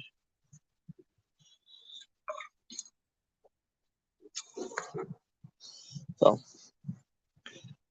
anyway, I'll get a revolver eventually, I think was the long story of that.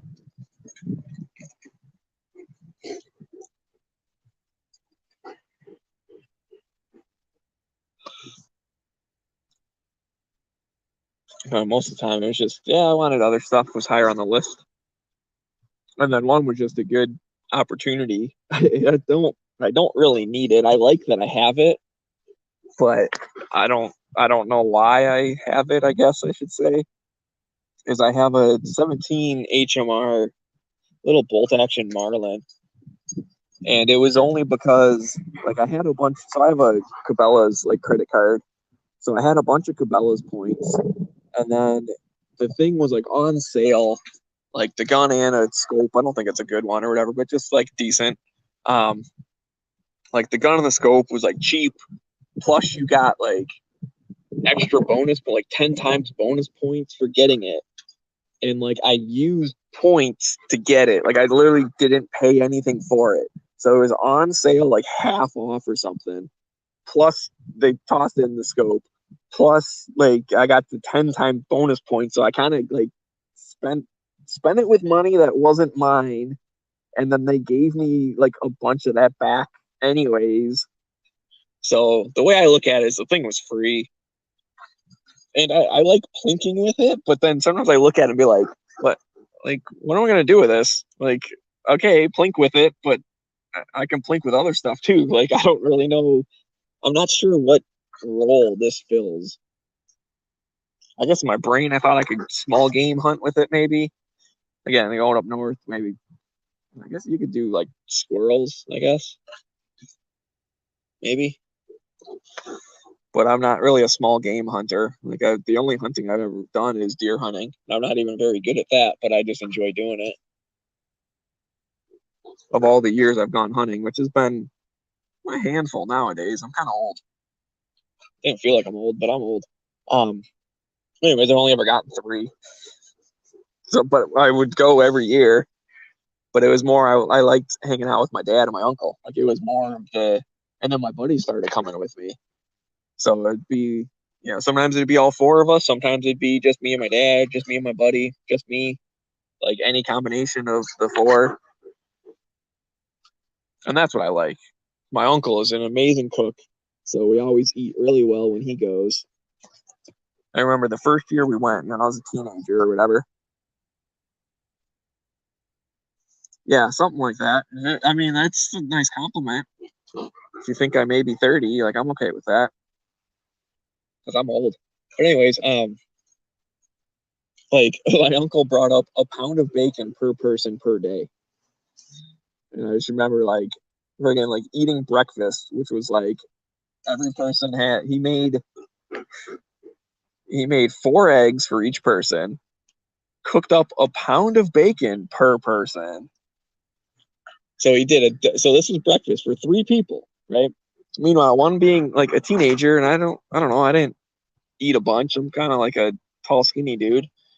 But so he did like a dozen eggs and 3 pounds of bacon a day, plus an entire like giant pan of hash browns, which was probably, I don't even know, 10 potatoes worth, 15 potatoes worth, which he made the hash browns himself, just out of potatoes. Like just way, way too much food. Way too much. I ate that. And then it's like, I'm good for the weekend. Like, I don't, what do you mean? What are we having for lunch? Like, I don't think I'm eating the rest of the day.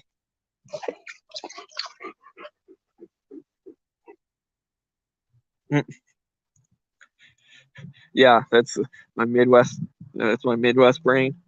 But I mean, I did get it for free because I only used bonus points, which, like, if I didn't have that credit card, I wouldn't have that money. Like, it's literally like I buy gas, which I'm gonna buy anyways, and they give me, whatever, 2%, 5%, whatever. Like, they give me whatever percent back, like, as free money to spend at Cabela's or now Bass Pro Shop. And then, so it's like that was free. And then the thing was half off. So, I mean, you're already getting a good deal. Because I don't know if had too many of them. They were trying to get rid of them or whatever. I found out my buddy bought one, and I happened to see him like, I don't know, like 2 days after he got it. He was telling me, dude, I just picked up this Marlin, the 17 HMR. Like it's kind of neat. I haven't taken it out yet. I'm wait to go. I was like, that's cool. He was like, yeah, man, these are all these deals. But I'm like, well, shit. I drove down to Cabela's like I think that weekend. Was like, hey, my buddy told me about this Marlin thing you guys got. So is that still a thing? They're like, yep. I'm like, okie dokie. I'll take one, please.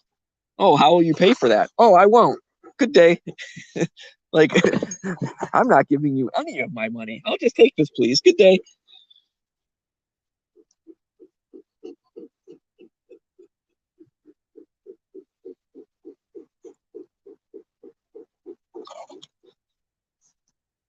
But that's also the only time I've bought a firearm from Cabela's. Because I mean, I like that they exist, but really when you kind of look at it, it's not like their prices are like super good.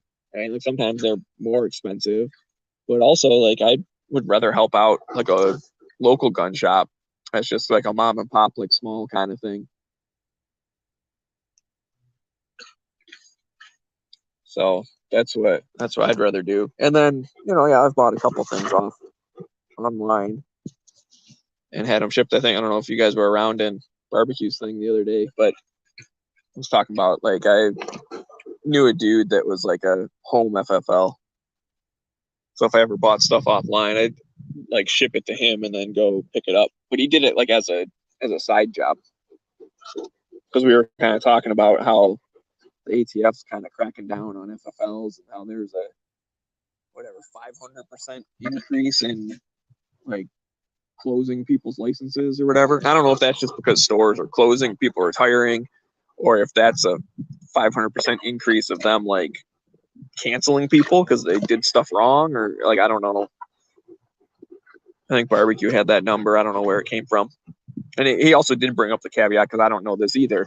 Is like if last year it was 2 and this year it's 10, like that's a 500%, but it's still only 10 out of however many thousands. So you got to be careful when they report stuff as percentages, as it might not be that big of a deal.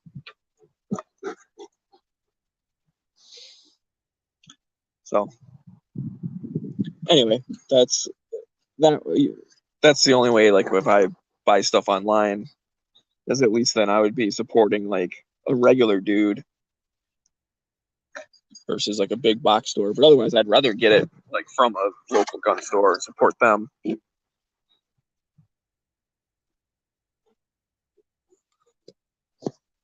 But sometimes, and it's not even the price, sometimes it's just availability. Like they just might not have what you want. And I know in the one case, even though like I did end up supporting this gun store, and I really liked them like as a range, but like as the gun store, they didn't always have the biggest selection.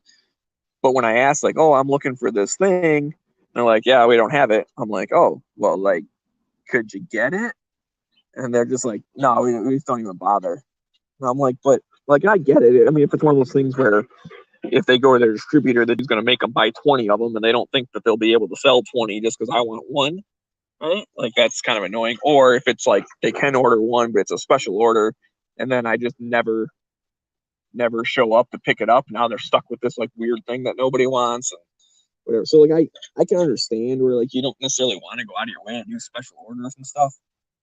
But I'm like trying to give money to you, right? I'm trying to buy it from you, and you don't have it, and you're not going to spend 2 seconds to even figure out if you can get it. Like they didn't even about like, oh, let me check to see if I can get it from my distributor, and I'll just put it on the next order. Or whatever. Like they didn't even check. They didn't even care. They're like, no, we don't do it. So then I was like, okay, well, if I find it online, can I have it shipped here? And then will you guys like, do the transfer? And it's like, oh yeah. And I was like, oh, well, how much is that? Oh, we charge, I think it was like $50. And I'm like, $50 for the transfer? Well, that seems like a lot because at the time, most people were spending, I don't know, 20 or $30 for a transfer, at least in the area. Like that seemed to be the going rate for the people I talked to. And the dude literally goes, oh, well, we do that because we'd rather people buy from us than buy online.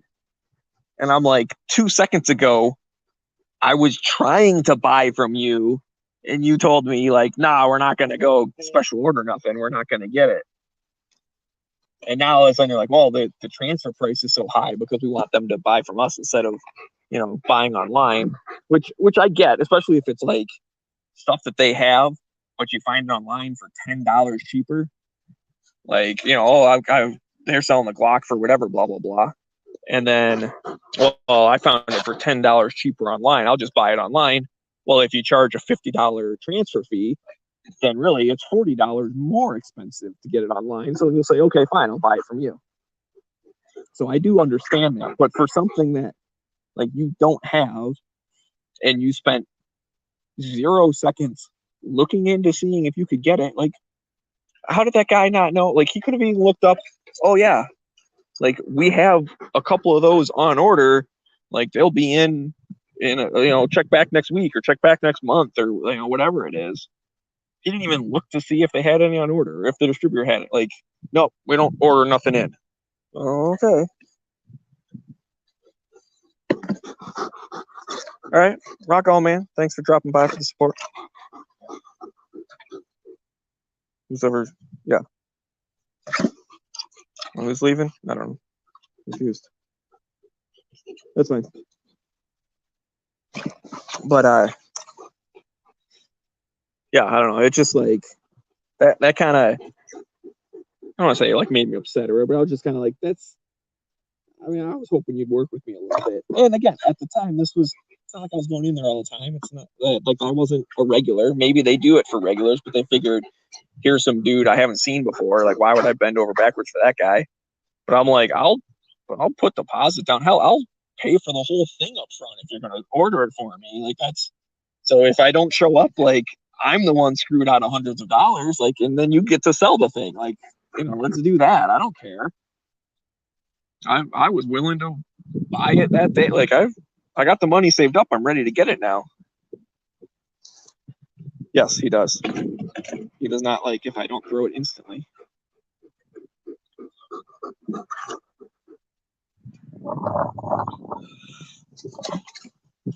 Yep.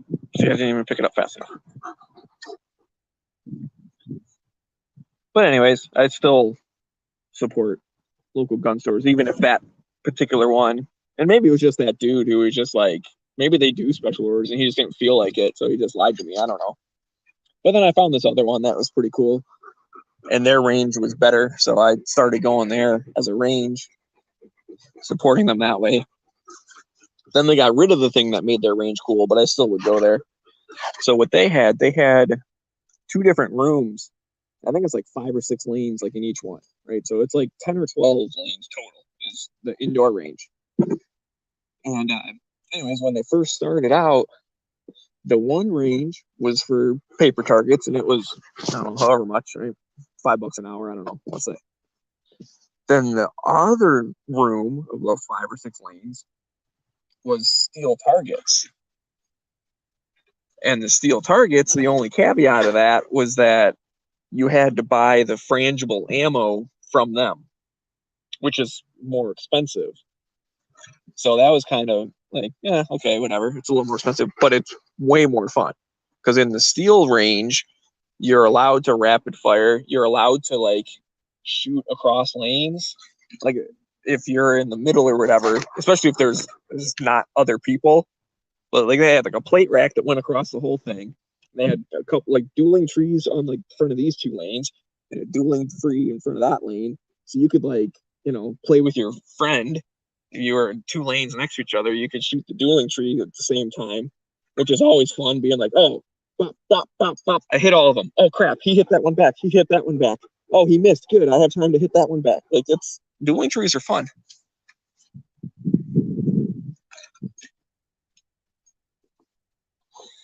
So anyway, so they had that, and then on the plate rack, it would automatically reset. Like, it was a pneumatic system that reset it.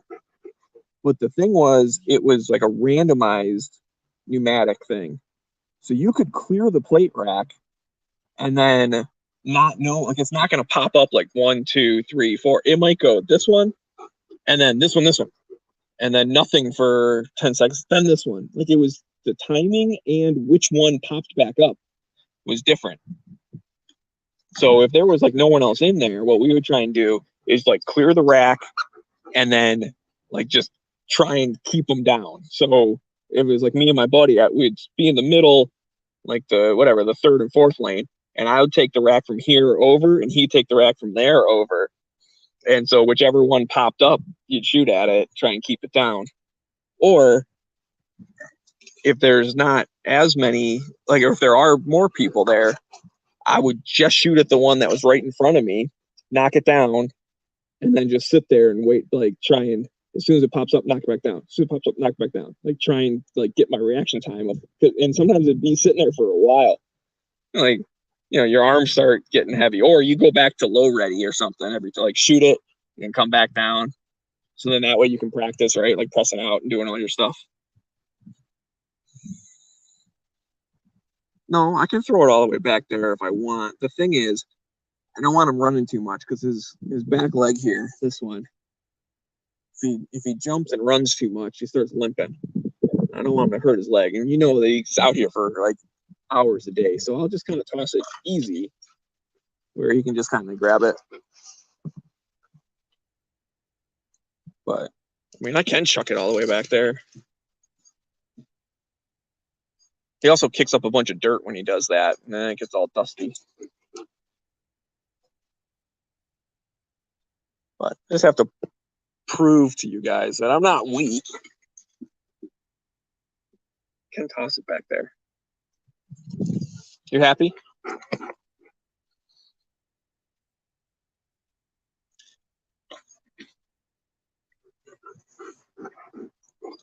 No, there is a need to hurt him. You guys, you challenged. Now I'm just gonna run my dog into the ground. It's all your fault. And you'll have to feel sorry about it because it's all your fault. Now I'm gonna tell him that you told me to do it. So then he'll really hate you.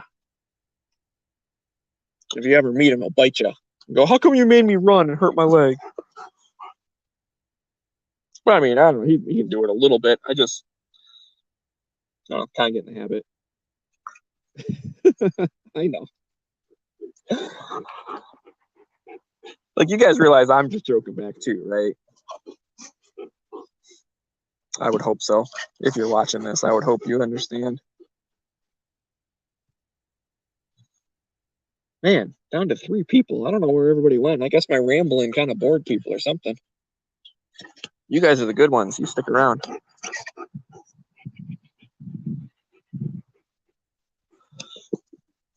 Well, that being said, I do have to reply to this text message, which may or may not kick me out of StreamYard, but it'll be a little bit.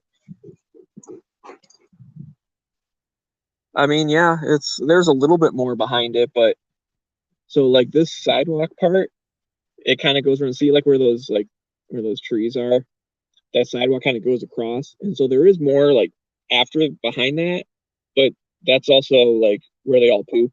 So I don't really want to take a toy and then throw it into the part where they poop. And then 1, he's going to step all in it, and 2, it might get on the toy and he brings it back and it's all on my hand. So that's about as far back as I like to throw it, is like just before that sidewalk part, because this part is kind of all dirt. Sometimes it's grass, like in the spring, but most of the time the sun kills all the grass and it's all dirt.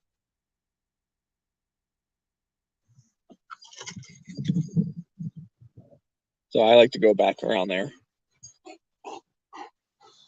But yeah, I mean, it's not. I mean, you can see the width is not here. There are the fences. Like, there's the houses touching. So that is what it is. But anyways, I'm gonna go AFK for a second. I gotta reply to this text message, and it may or may not kick me out, but I'll come back if it does. But just in case, I'm gonna like shut this off for a second.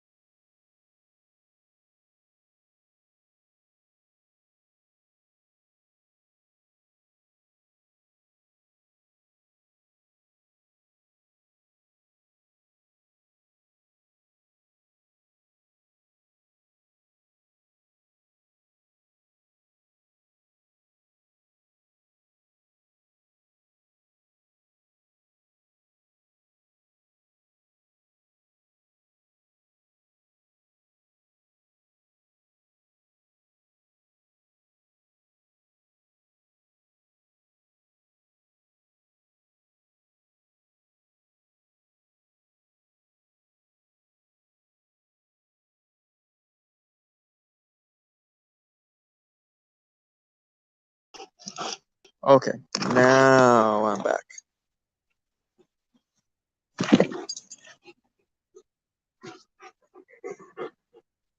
Oh, I don't even have a front yard. Yeah, it's literally street, sidewalk, like front of the house.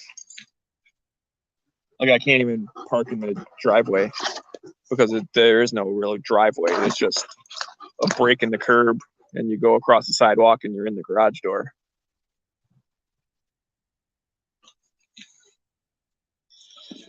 So whatever, that's what it is. Again, choices you make, sacrifices for doing what you need to do.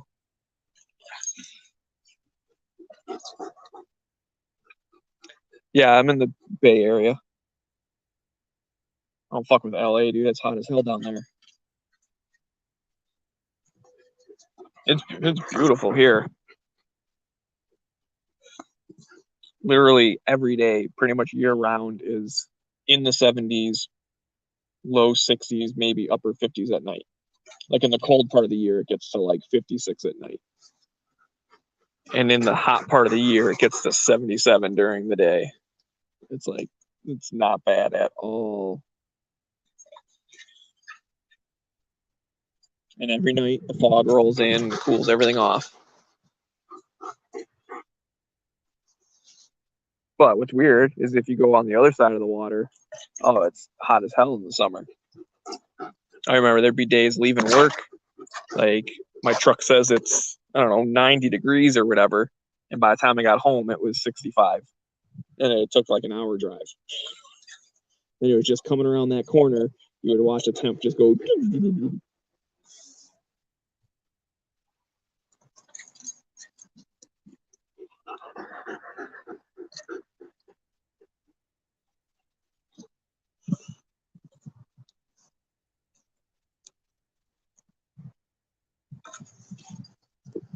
So.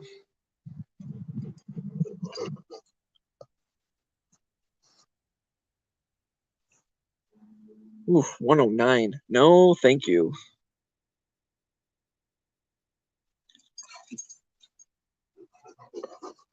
Yeah, no, thank you at all.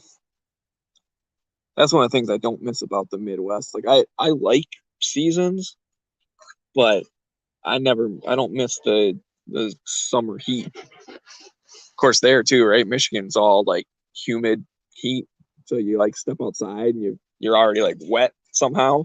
Like you haven't even started sweating, but you're just like sticky and gross, and it might be 80 or sometimes 90 or whatever. It don't normally get like in the hundreds every once in a while maybe, but most summers like 80, 90 degrees are the hot days. But it's just friggin' nasty, sticky, and humid. But I do like fall, which I guess is kind of like the weather around here is kind of like fall weather, right? Like it's a little chilly at night. Like bring a hoodie, like wear blue jeans and a hoodie, and you're not cold. Which is kind of like what in Michigan the fall was like, 70 something during the day. You could have some warm days, chills off a little bit at night. Like good to go. Yeah, no thanks on any of these numbers you guys are saying. 112, 105 with 90%. No thanks.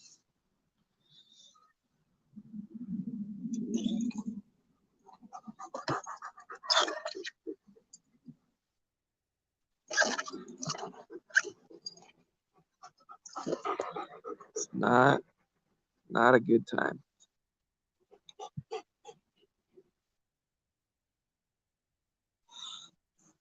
Damn, 115. Also, no thanks.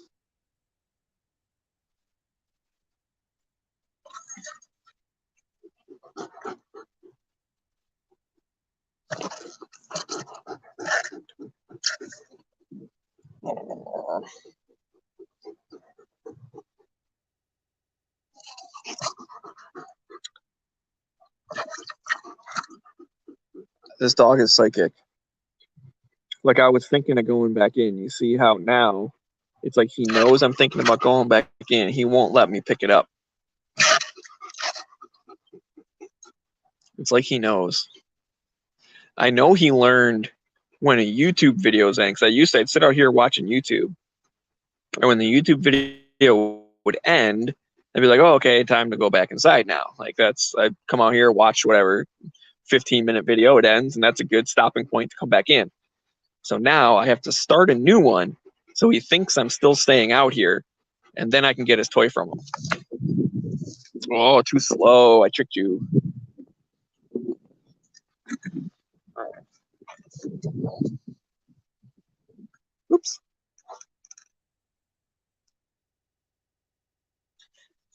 How's it going, Abigail? So what's I also need to charge my phone, so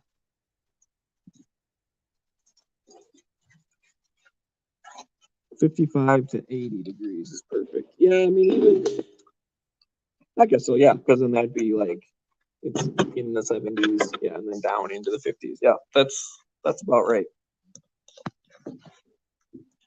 Although we don't have air conditioning, so if it does hit, 80, 79, like it can be a little rough inside. But a lot of times what we'll do, like, if there is going to be a week where it's kind of the upper 70s, and don't get me wrong, it does get into the 80s every once in a while. We seem to have about a week in the summer where it's just like really hot.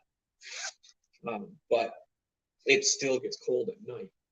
So we open up all the windows at night and try and like suck in all the cold air.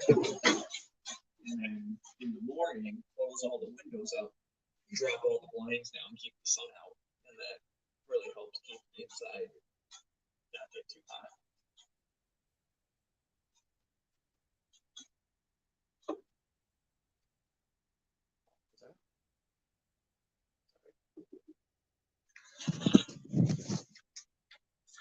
All right.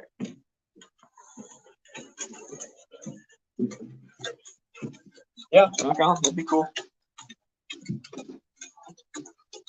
Or maybe I'll go the opposite way. You can show me a gun range, because I haven't seen one of them in a while. Closest one to me is far away.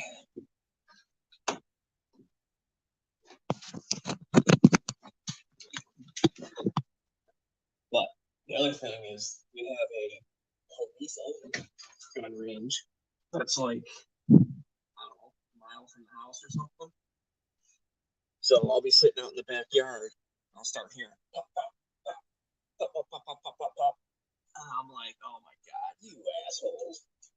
You're just like rubbing it in. You're doing something that I can't do.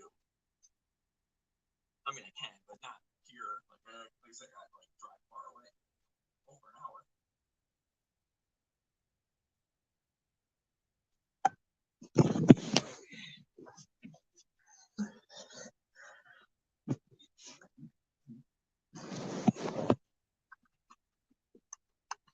All right.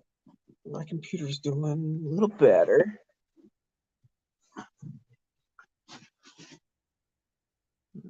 Close that. It's been updated. It's been fragged. I think I'm doing pretty good. Looks like most of the stuff I don't want to run isn't running. Oh, come on. Seriously? I was doing all this because I kind of wanted to play a video game today. And now it's telling me I might have to update Steam. Like, what the hell? Just did that last night. It took forever. So hopefully it's... Oh yeah, what's this all about? Oh, how do I get rid of that?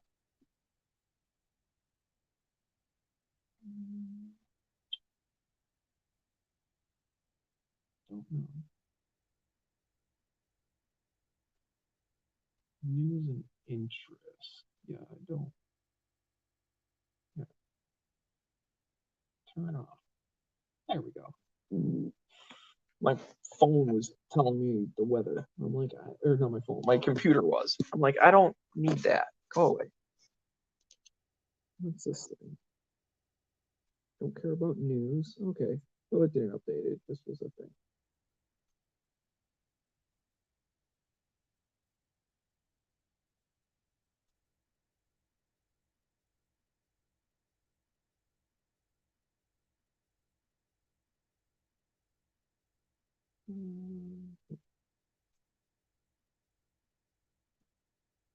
Let's try this.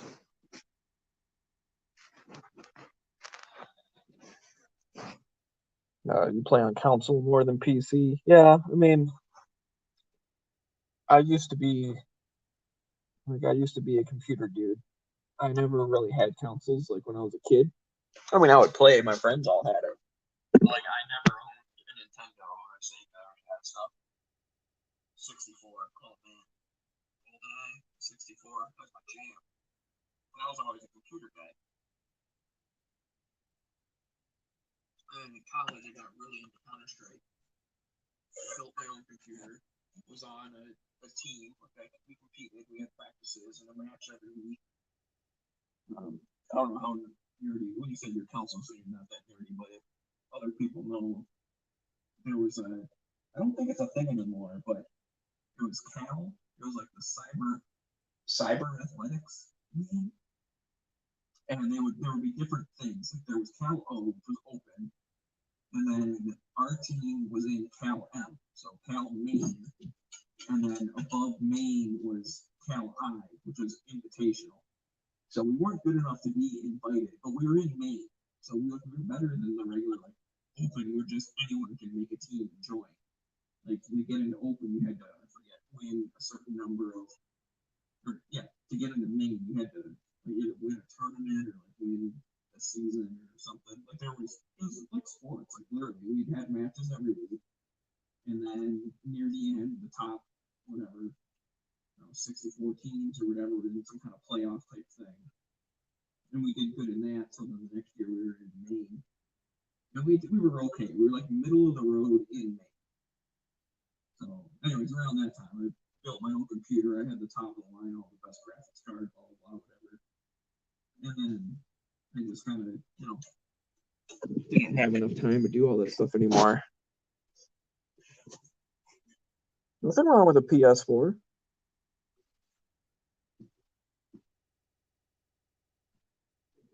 Oh, you can't hear me anymore. What the hell?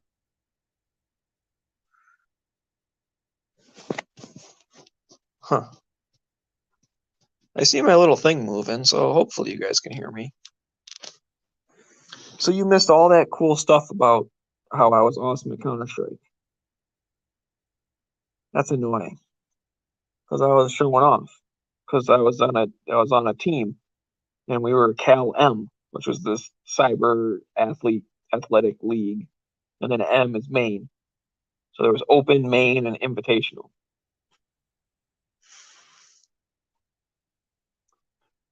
So it is still just coming through my phone. But it says it's going through my Bluetooth, though. You're right, I set my phone down.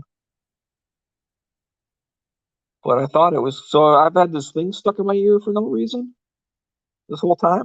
When the left one died and I put the right one in, I haven't needed it this whole time. Yeah, audio earpiece. Yeah, it's going through my Bluetooth. At least it should be.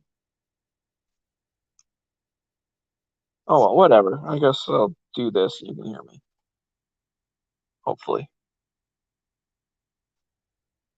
So, anyways, I was really into Counter-Strike and built my own computer, like top of the line type stuff. And then just never really got around to it. Like, didn't use it as much, never upgraded it. And then I got this laptop, I don't know, however many years ago, and it was cool at the time. I set down my phone and it muffled you. So it must be going through my actual phone thing then. That's weird. All right, well, I guess I'll fucking hold my phone. It's annoying. But anyways, so yeah, I got the computer, and then I was trying to use it last night, and it's been all slow and dumb. So that's why today has been maintenance day on the computer. And it seems to be working better now.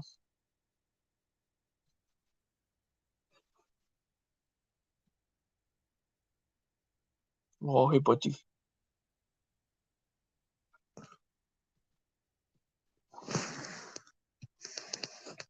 This dog always has to be like touching me, leaning up against me, right next to me, everywhere I go. follows me around. The husky came inside, boop, right in the living room. He's laying on the couch. He's laying on his dog bed. He don't give a shit. He's out of here. What if I hear him moving around? You hear that too? What's he doing? Is he breaking shit? Go check on him. Go on. Go on. Go check on Zig. What's he doing? I don't care. I'm in bed. Fuck do I care about that? Yeah, I did go to the audio. I know how to do audio settings. That's why I'm confused because it says that it's on my earbuds.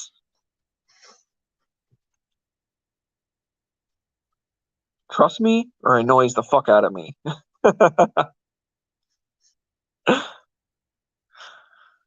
No, I get it. Obviously, he likes me. I mean, that's why he follows me around. But the other one, like, he likes me too. He trusts me, but he's independent enough that he can lay in a room by himself. I think the German Shepherd Roy here is just like, I don't know, too insecure to be by himself. Always got to be near somebody. Which could be. I mean, he's a rescue. He was found on the street. Who knows what kind of puppy life he had? Well, he's probably just happy that humans like him.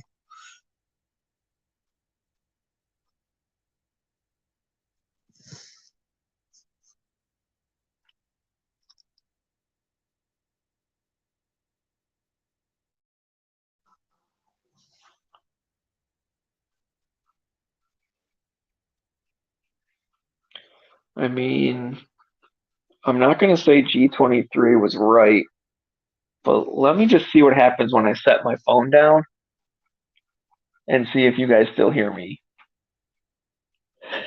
I mean, can you guys still hear me? Because my audio may or may not have been set on the Bluetooth one. This whole fucking time,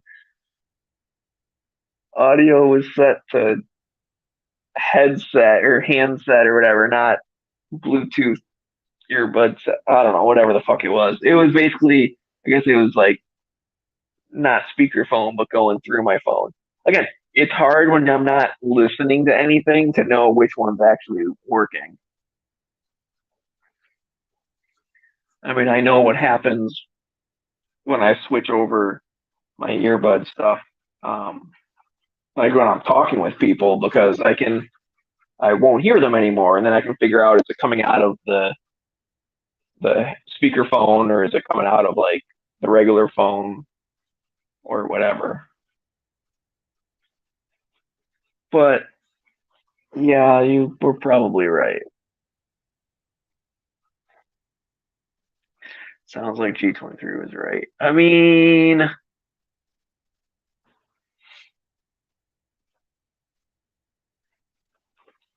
I'm not I'm not gonna say you were right,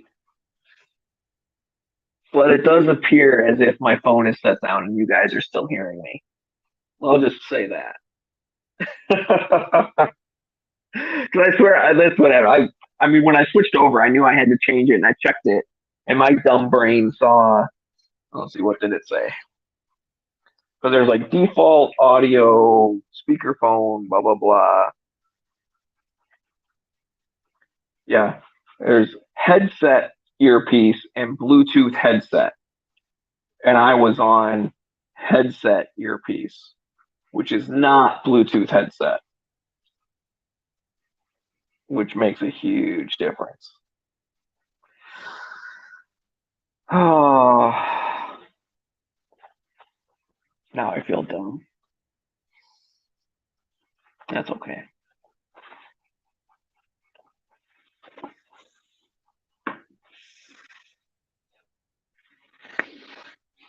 Oof. It might still take a little bit.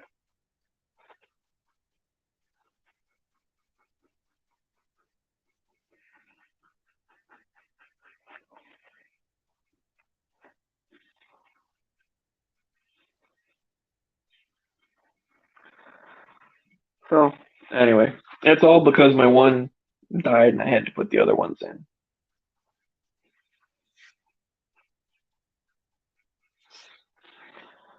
No problem.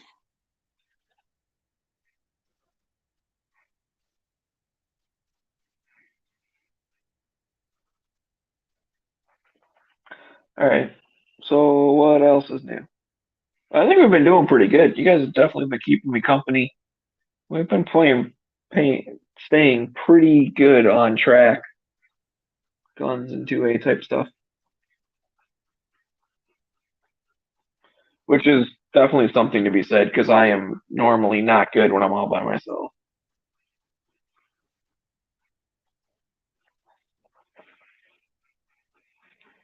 Unless I have a specific thing I want to talk about.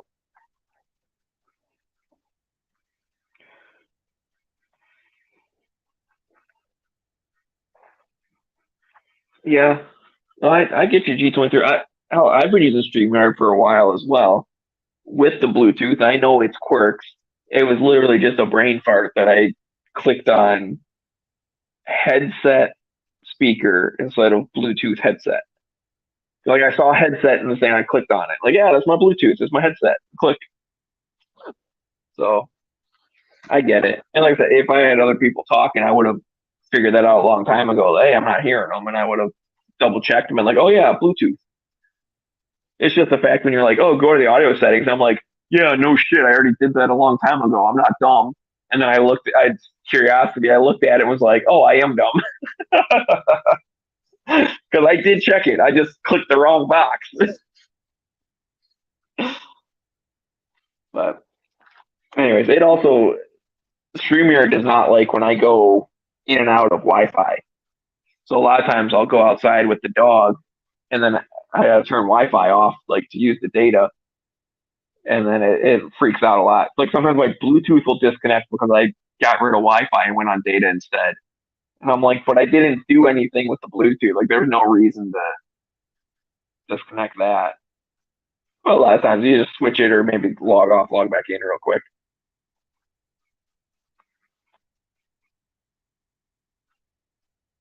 I guess it also could have changed when I dropped out to reply to that text message. But I think it was happening before that, so I can't blame that. So let's talk about me letting you buy the AK book for more than you wanted to pay. No thanks. I mean, I'm happy I got it for sure, and especially like whatever. It's not that it's more than I was willing to pay. Like obviously I wouldn't have typed the number in if I wasn't willing to pay it. It's just probably it's more than I had originally thought I was willing to pay for it, and that's how auctions get you. Because we got hyped up, and especially being in the chat with all you guys and laughing and like, oh, you got me, I want to get them back, and oh shit, here we go. I mean, it probably wasn't great that I was giving away like, oh, I'm definitely gonna spend $50 more, so then you just put in a bid for $40 more, so I had to pay more anyways. Like that, I get it. Like that's not the best auction tactic, but also, I mean, it's going to a good cause. We all love G Webs, and it's it's not like it's something I didn't want. Like I'm not just it's not like I bought a Glock or something. Then I'd be pissed if you made me buy a Glock. But it's something I actually wanted. And G Webs threw in the translation. Like he didn't have to do that. He freaking sent me to the translation like the next day or whatever. Like I got it a couple days later. So I can actually read and understand what it is. So look at the pretty pictures and then read it in English. Like that's the best of both worlds. All right, man, take it easy. You gotta go. That's cool. Thanks for keeping me company. So yeah, I ain't worried about a G23. Oh, you did say wanted. Okay. So apparently I can't click the right button or read. Geez, you're just beating me up all over the place. You did say wanted to pay. I guess I read that as like being willing to pay. But yeah, that was more than I wanted. But then again, it's like I'm also not trying to steal. Like I wanted to pay $5, but that would have been a huge rip off to G Webs, and so like obviously half of me would be like, sweet, I got this awesome thing for $5.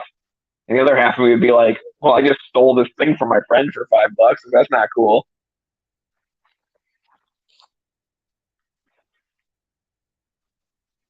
what would have been really cool is if we could have bidded Ward up to like 2 grand, and it was like some third person that none of us knew. Like that would have been cool. But I'm okay fighting you for it. Like I'm still happy I got it. But that would have been the ultimate if we were like, hey, this is not who's ever bidding against us. Like it's not one of us. He's willing to pay 5 grand. Let's get it up there. That would have been fun.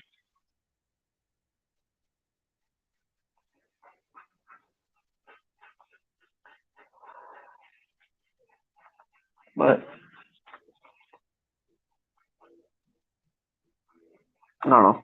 The only downside the shipping kind of took a while, and I guess it's I guess I don't know my fault or whatever. But like the because the auction house themselves don't handle the shipping. They go to like a shipping center and they do it for them. Okay, fine. They said I was gonna get an email. Like I never did get an email, and then like this lady called me and was like, "Hey, I'm here. We have a thing from an auction." I'm like, "Oh yeah, I know exactly what you're talking about." Like, so cool. Send it to me. And she's like, "Oh well, we sent you an email." And I went back. I looked at my spam. I looked at like I searched specifically. I'm like, "Oh, do you mind telling me like what the email like username would have been?" It's like, "Oh, info at shipping." I was like, "Okay," so I typed that in, whatever the hell it was. Not a single received thing in any of my folders. I'm like, I didn't get anything from you. She's like, okay, well now I have you on the phone, so we'll ship it out. Blah blah blah. Cool. Like here's the address. I'm like, all right, rock and roll, ship it. But like, I don't know. So the point of that was that it took a little bit longer because of that like week delay or whatever, of where I was waiting for them to email me, and they thought they were waiting for me to reply to their email. But it's like I know I didn't delete it, and I searched my whole thing, and it wasn't in there. So I almost think that like they didn't send it because I mean I even searched the spam and all that stuff, which sometimes can happen with business emails. Like it goes right to like spam or whatever. Um, but anyways, I got like the tracking number from them and stuff. That email came through, so I almost wonder. I don't know because she read back the email and I'm like, yep, that is my email. So like they should have had it right, but I'm almost wondering if like there was something off. And like once they're like, oh, to send the tracking, they're like, oh, that's his email. Because like my thing's got some stuff. I'm obviously not gonna give it away, but like I could see where it could be mistaken, like a couple letters or whatever.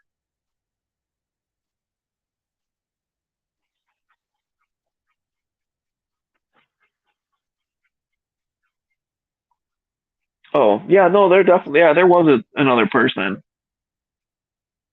just near the end, and that other person may have been right around the end as well. But I do know the last couple. Well, I mean, I was open about it being me. I was pretending like I was hiding, but you guys all knew because I was in the chat and I had to keep like closing the window to go and bid more and then come back. And then I was giggling because I can't keep a freaking secret. And then knowing that it was you out there because you're saying I'm gonna make Smeggy pay 50 more bucks, and I'm like, oh, it's not even me. I'm not bidding. And then I go and put a bid in for $60 more. Like, yeah. But I mean, I would have if someone else swooped in right at the last minute because again, you can't get sniped, right? So if someone came in and was like $500, like final seconds. Like, okay, cool. Like, good for you. You get it for 500 bucks. Like, I'd be happy with that. Help G Webs out. But I mean, I think I was right in the range of like the value.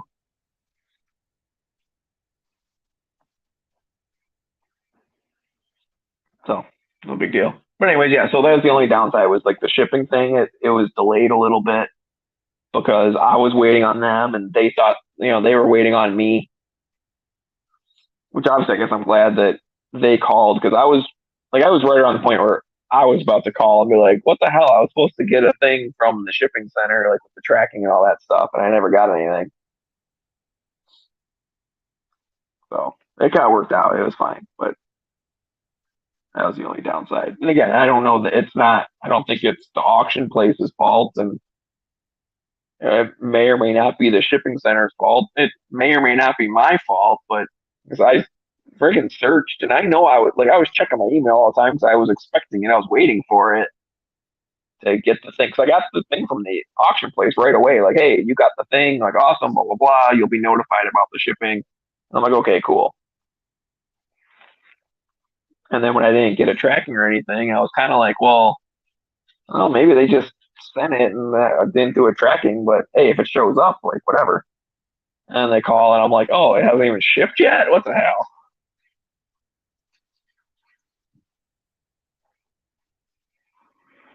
So, but anyway, that's okay. I mean, I like the pot of gold auction. I mean, especially G Webs knows some of the people. He had, I guess it's the photographer or something on yesterday before I do the preview. It sounded like it was the dude that does the pictures. He seemed cool, and then I know like the other people, like they're cool. So I always check it out. It's on every Tuesday. I guess next week is a coin one. I don't care about coins. I mean, I like foreign money, but I also like, for one, that's not necessarily the type of coins that they have in their thing. Although they may have like foreign coins, but it's like collectible ones. I'm like, I just want regular ones. But the other thing is, I kind of like, I don't know, finding foreign coins in the wild. Like most of my collection is, well, quite frankly, most of it is Canadian because I'd go to Canada all the time. But like, I'd like to get foreign money because it's left over from a trip. And like, oh, exchange rate or whatever, I turn $20 into a couple of bills and a handful of coins, and then that's what I had left over as change, and I bring it back with me. It just makes it the collecting part of it kind of cool. Is I have it because I actually went there, or someone I know went there. Like when I was a kid, I was into collecting coins, and when I was a kid, I'm not friggin' traveling internationally. But my dad went to Taiwan for work, and he brought me home. I don't know, I forget how many different coins they have of all the different denominations. But I grabbed me like a handful of Taiwanese coins. I'm like, that's cool as hell. So even though I haven't been there, like my dad's been there and he brought me back stuff.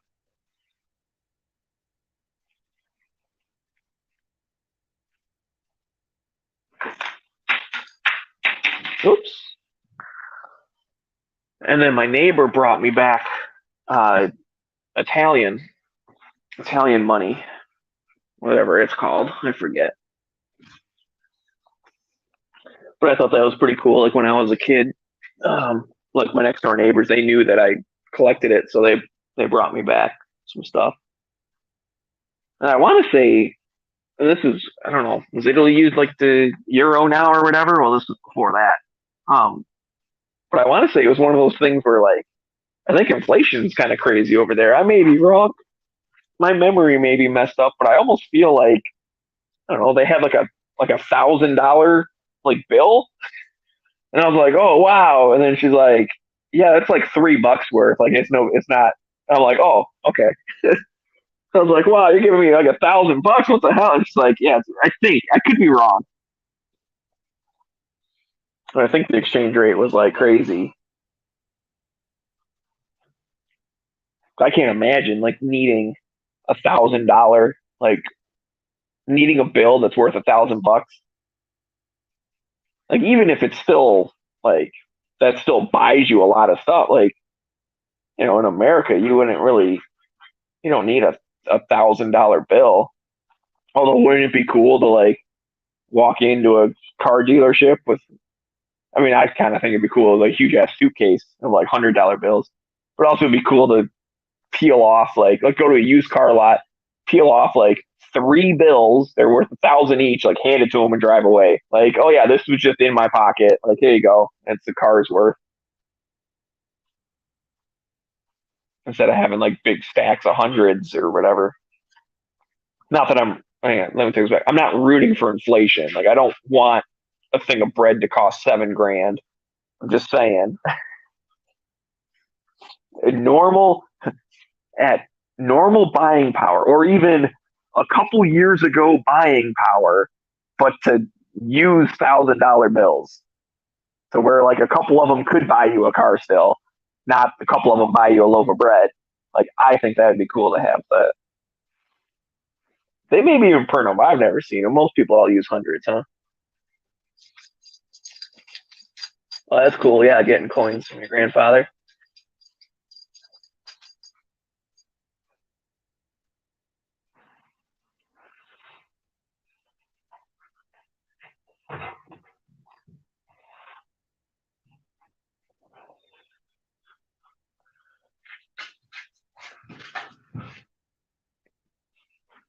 So, all right. Well, I think I'm going to kind of wind this down. Thanks everyone for keeping me company and chatting. But I got some stuff to do this afternoon, so you guys all take it easy. Call and write your peoples about, I don't know, whatever 2A thing you feel like. HR 1808 still exists. It's over in the Senate right now. I mean, you got the whole 1,000% tax trying to go through. You have state level stuff, especially if you're California. They have extra taxes and ignoring the concealed carry Bruin thing, and I don't know, all sorts of other crap. We all know we're being attacked. So, yeah, defend your Second Amendment and call your peoples. I mean, that's literally their job, is for you to call them and tell them what you want. That's why they're representatives. I guess senators even too, right? But because they're more important on at least the 1808. Because our representatives already ignored us. We know that. I'll finish off a thing. I sent an email to mine, like, the little lady who was up to being primary, and she fucking won, so that sucks. Like, she won her primary. I thought it would be really cool. She's a Democrat. I thought it'd be cool to, like, a different Democrat kick her ass and be like, ha, there you go. Like, because that dude don't care about guns, and he beat you. So this proves it's all your fault. 8051 is still on the HR 8051 is still on the House Senate, sitting on the floor. Okay, well, I'm not sure 8051. I apologize. I normally know the numbers pretty good. Um,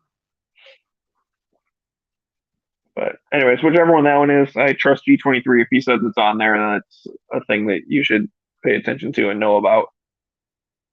I don't know, is that the tax one or whatever? Because if it is, then I know about that one. Um, but yeah, rate your peoples, call your peoples, tell your peoples. Oh yeah, I was going to tell a story real quick. So I wrote a letter to the lady, and I basically was like, oh, pretty interesting. You're being primaried right this fall, whenever that. What was it, like August 3rd or whatever is primaries? I forget. And supposedly she's more like kind of in the middle, and be like, over the past couple of years, the vast majority of new gun owners are, left leaning and Democrats and centrists and all that stuff. And I think they would find it, yeah, 1,000% tax. Okay. I think they would find it pretty interesting that you're going to vote for this assault weapons ban, which, we all know is gun control is racist and blah, blah, blah. And like, all our normal stuff. So I pretty much just remind her, like, you're being primaried by like a kooky Democrat or whatever. Like, you need to be more normal. And if there's more of a centrist type Democrat that's going to primary against you, like, they're going to win instead of you if you vote for the assault ban. And anyways, then I wrote one after, right? So I did that, and then I guess fell on deaf ears, whatever, because she voted for it. And I wrote one back. I was like, I'm very disappointed in you. I thought you were, a little more centrist and like wanting to find common ground. And this assault ban is just friggin' like hardcore anti. And but I kind of went off on her a little bit. But whatever, it is what it is. And there was a checkbox, like when you go through the house thing, you're writing them the email, you can check a box like I request a response. And so I checked the little box, and I put in, I forget the exact wording, but I was like, I would love to hear your reasoning as to why you decided to support this. Like, literally, I want to hear why. It's like, oh well, because after studying the boat, like, do they even have a reason? And so I'm just like, I'd at least like to know why you think this is the right thing to do, because it's not the right thing to do, but I want to know why you think it is. And I didn't get a thing back from her, but it was a form letter that literally had nothing to do with 1808. It was just like blah blah blah, gun violence is blah blah blah. Like, okay, and that has nothing to do with assault weapons. That has nothing to do with 1808. That has nothing to do with what. Like, it didn't even mention like mass shootings on the rise, which is normally their go-to. Like, oh, mass shootings are bad, and they use AR-15, so that's why I want it. No, they literally was just like, oh, gun violence hurts people and can destroy communities. Like, yeah, so stop the violence part of it. Like, that's got nothing to do with AR-15s. It's not a gun problem.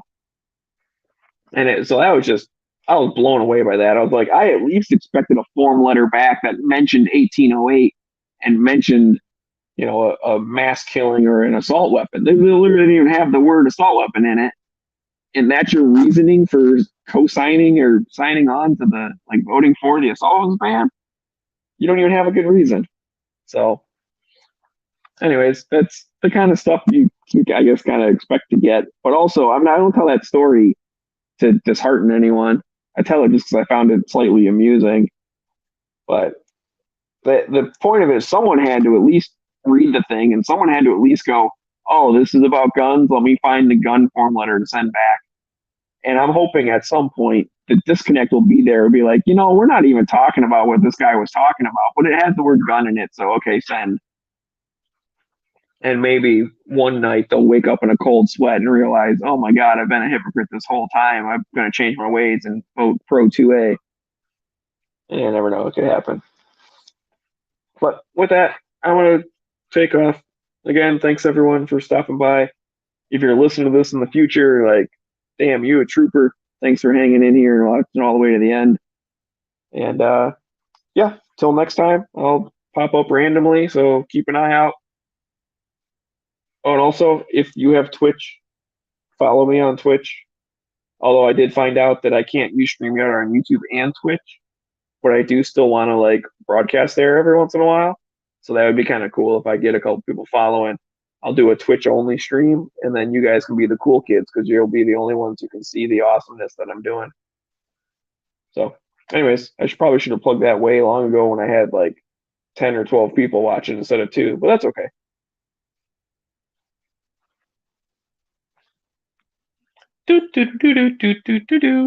This has been the Smeggy Cave.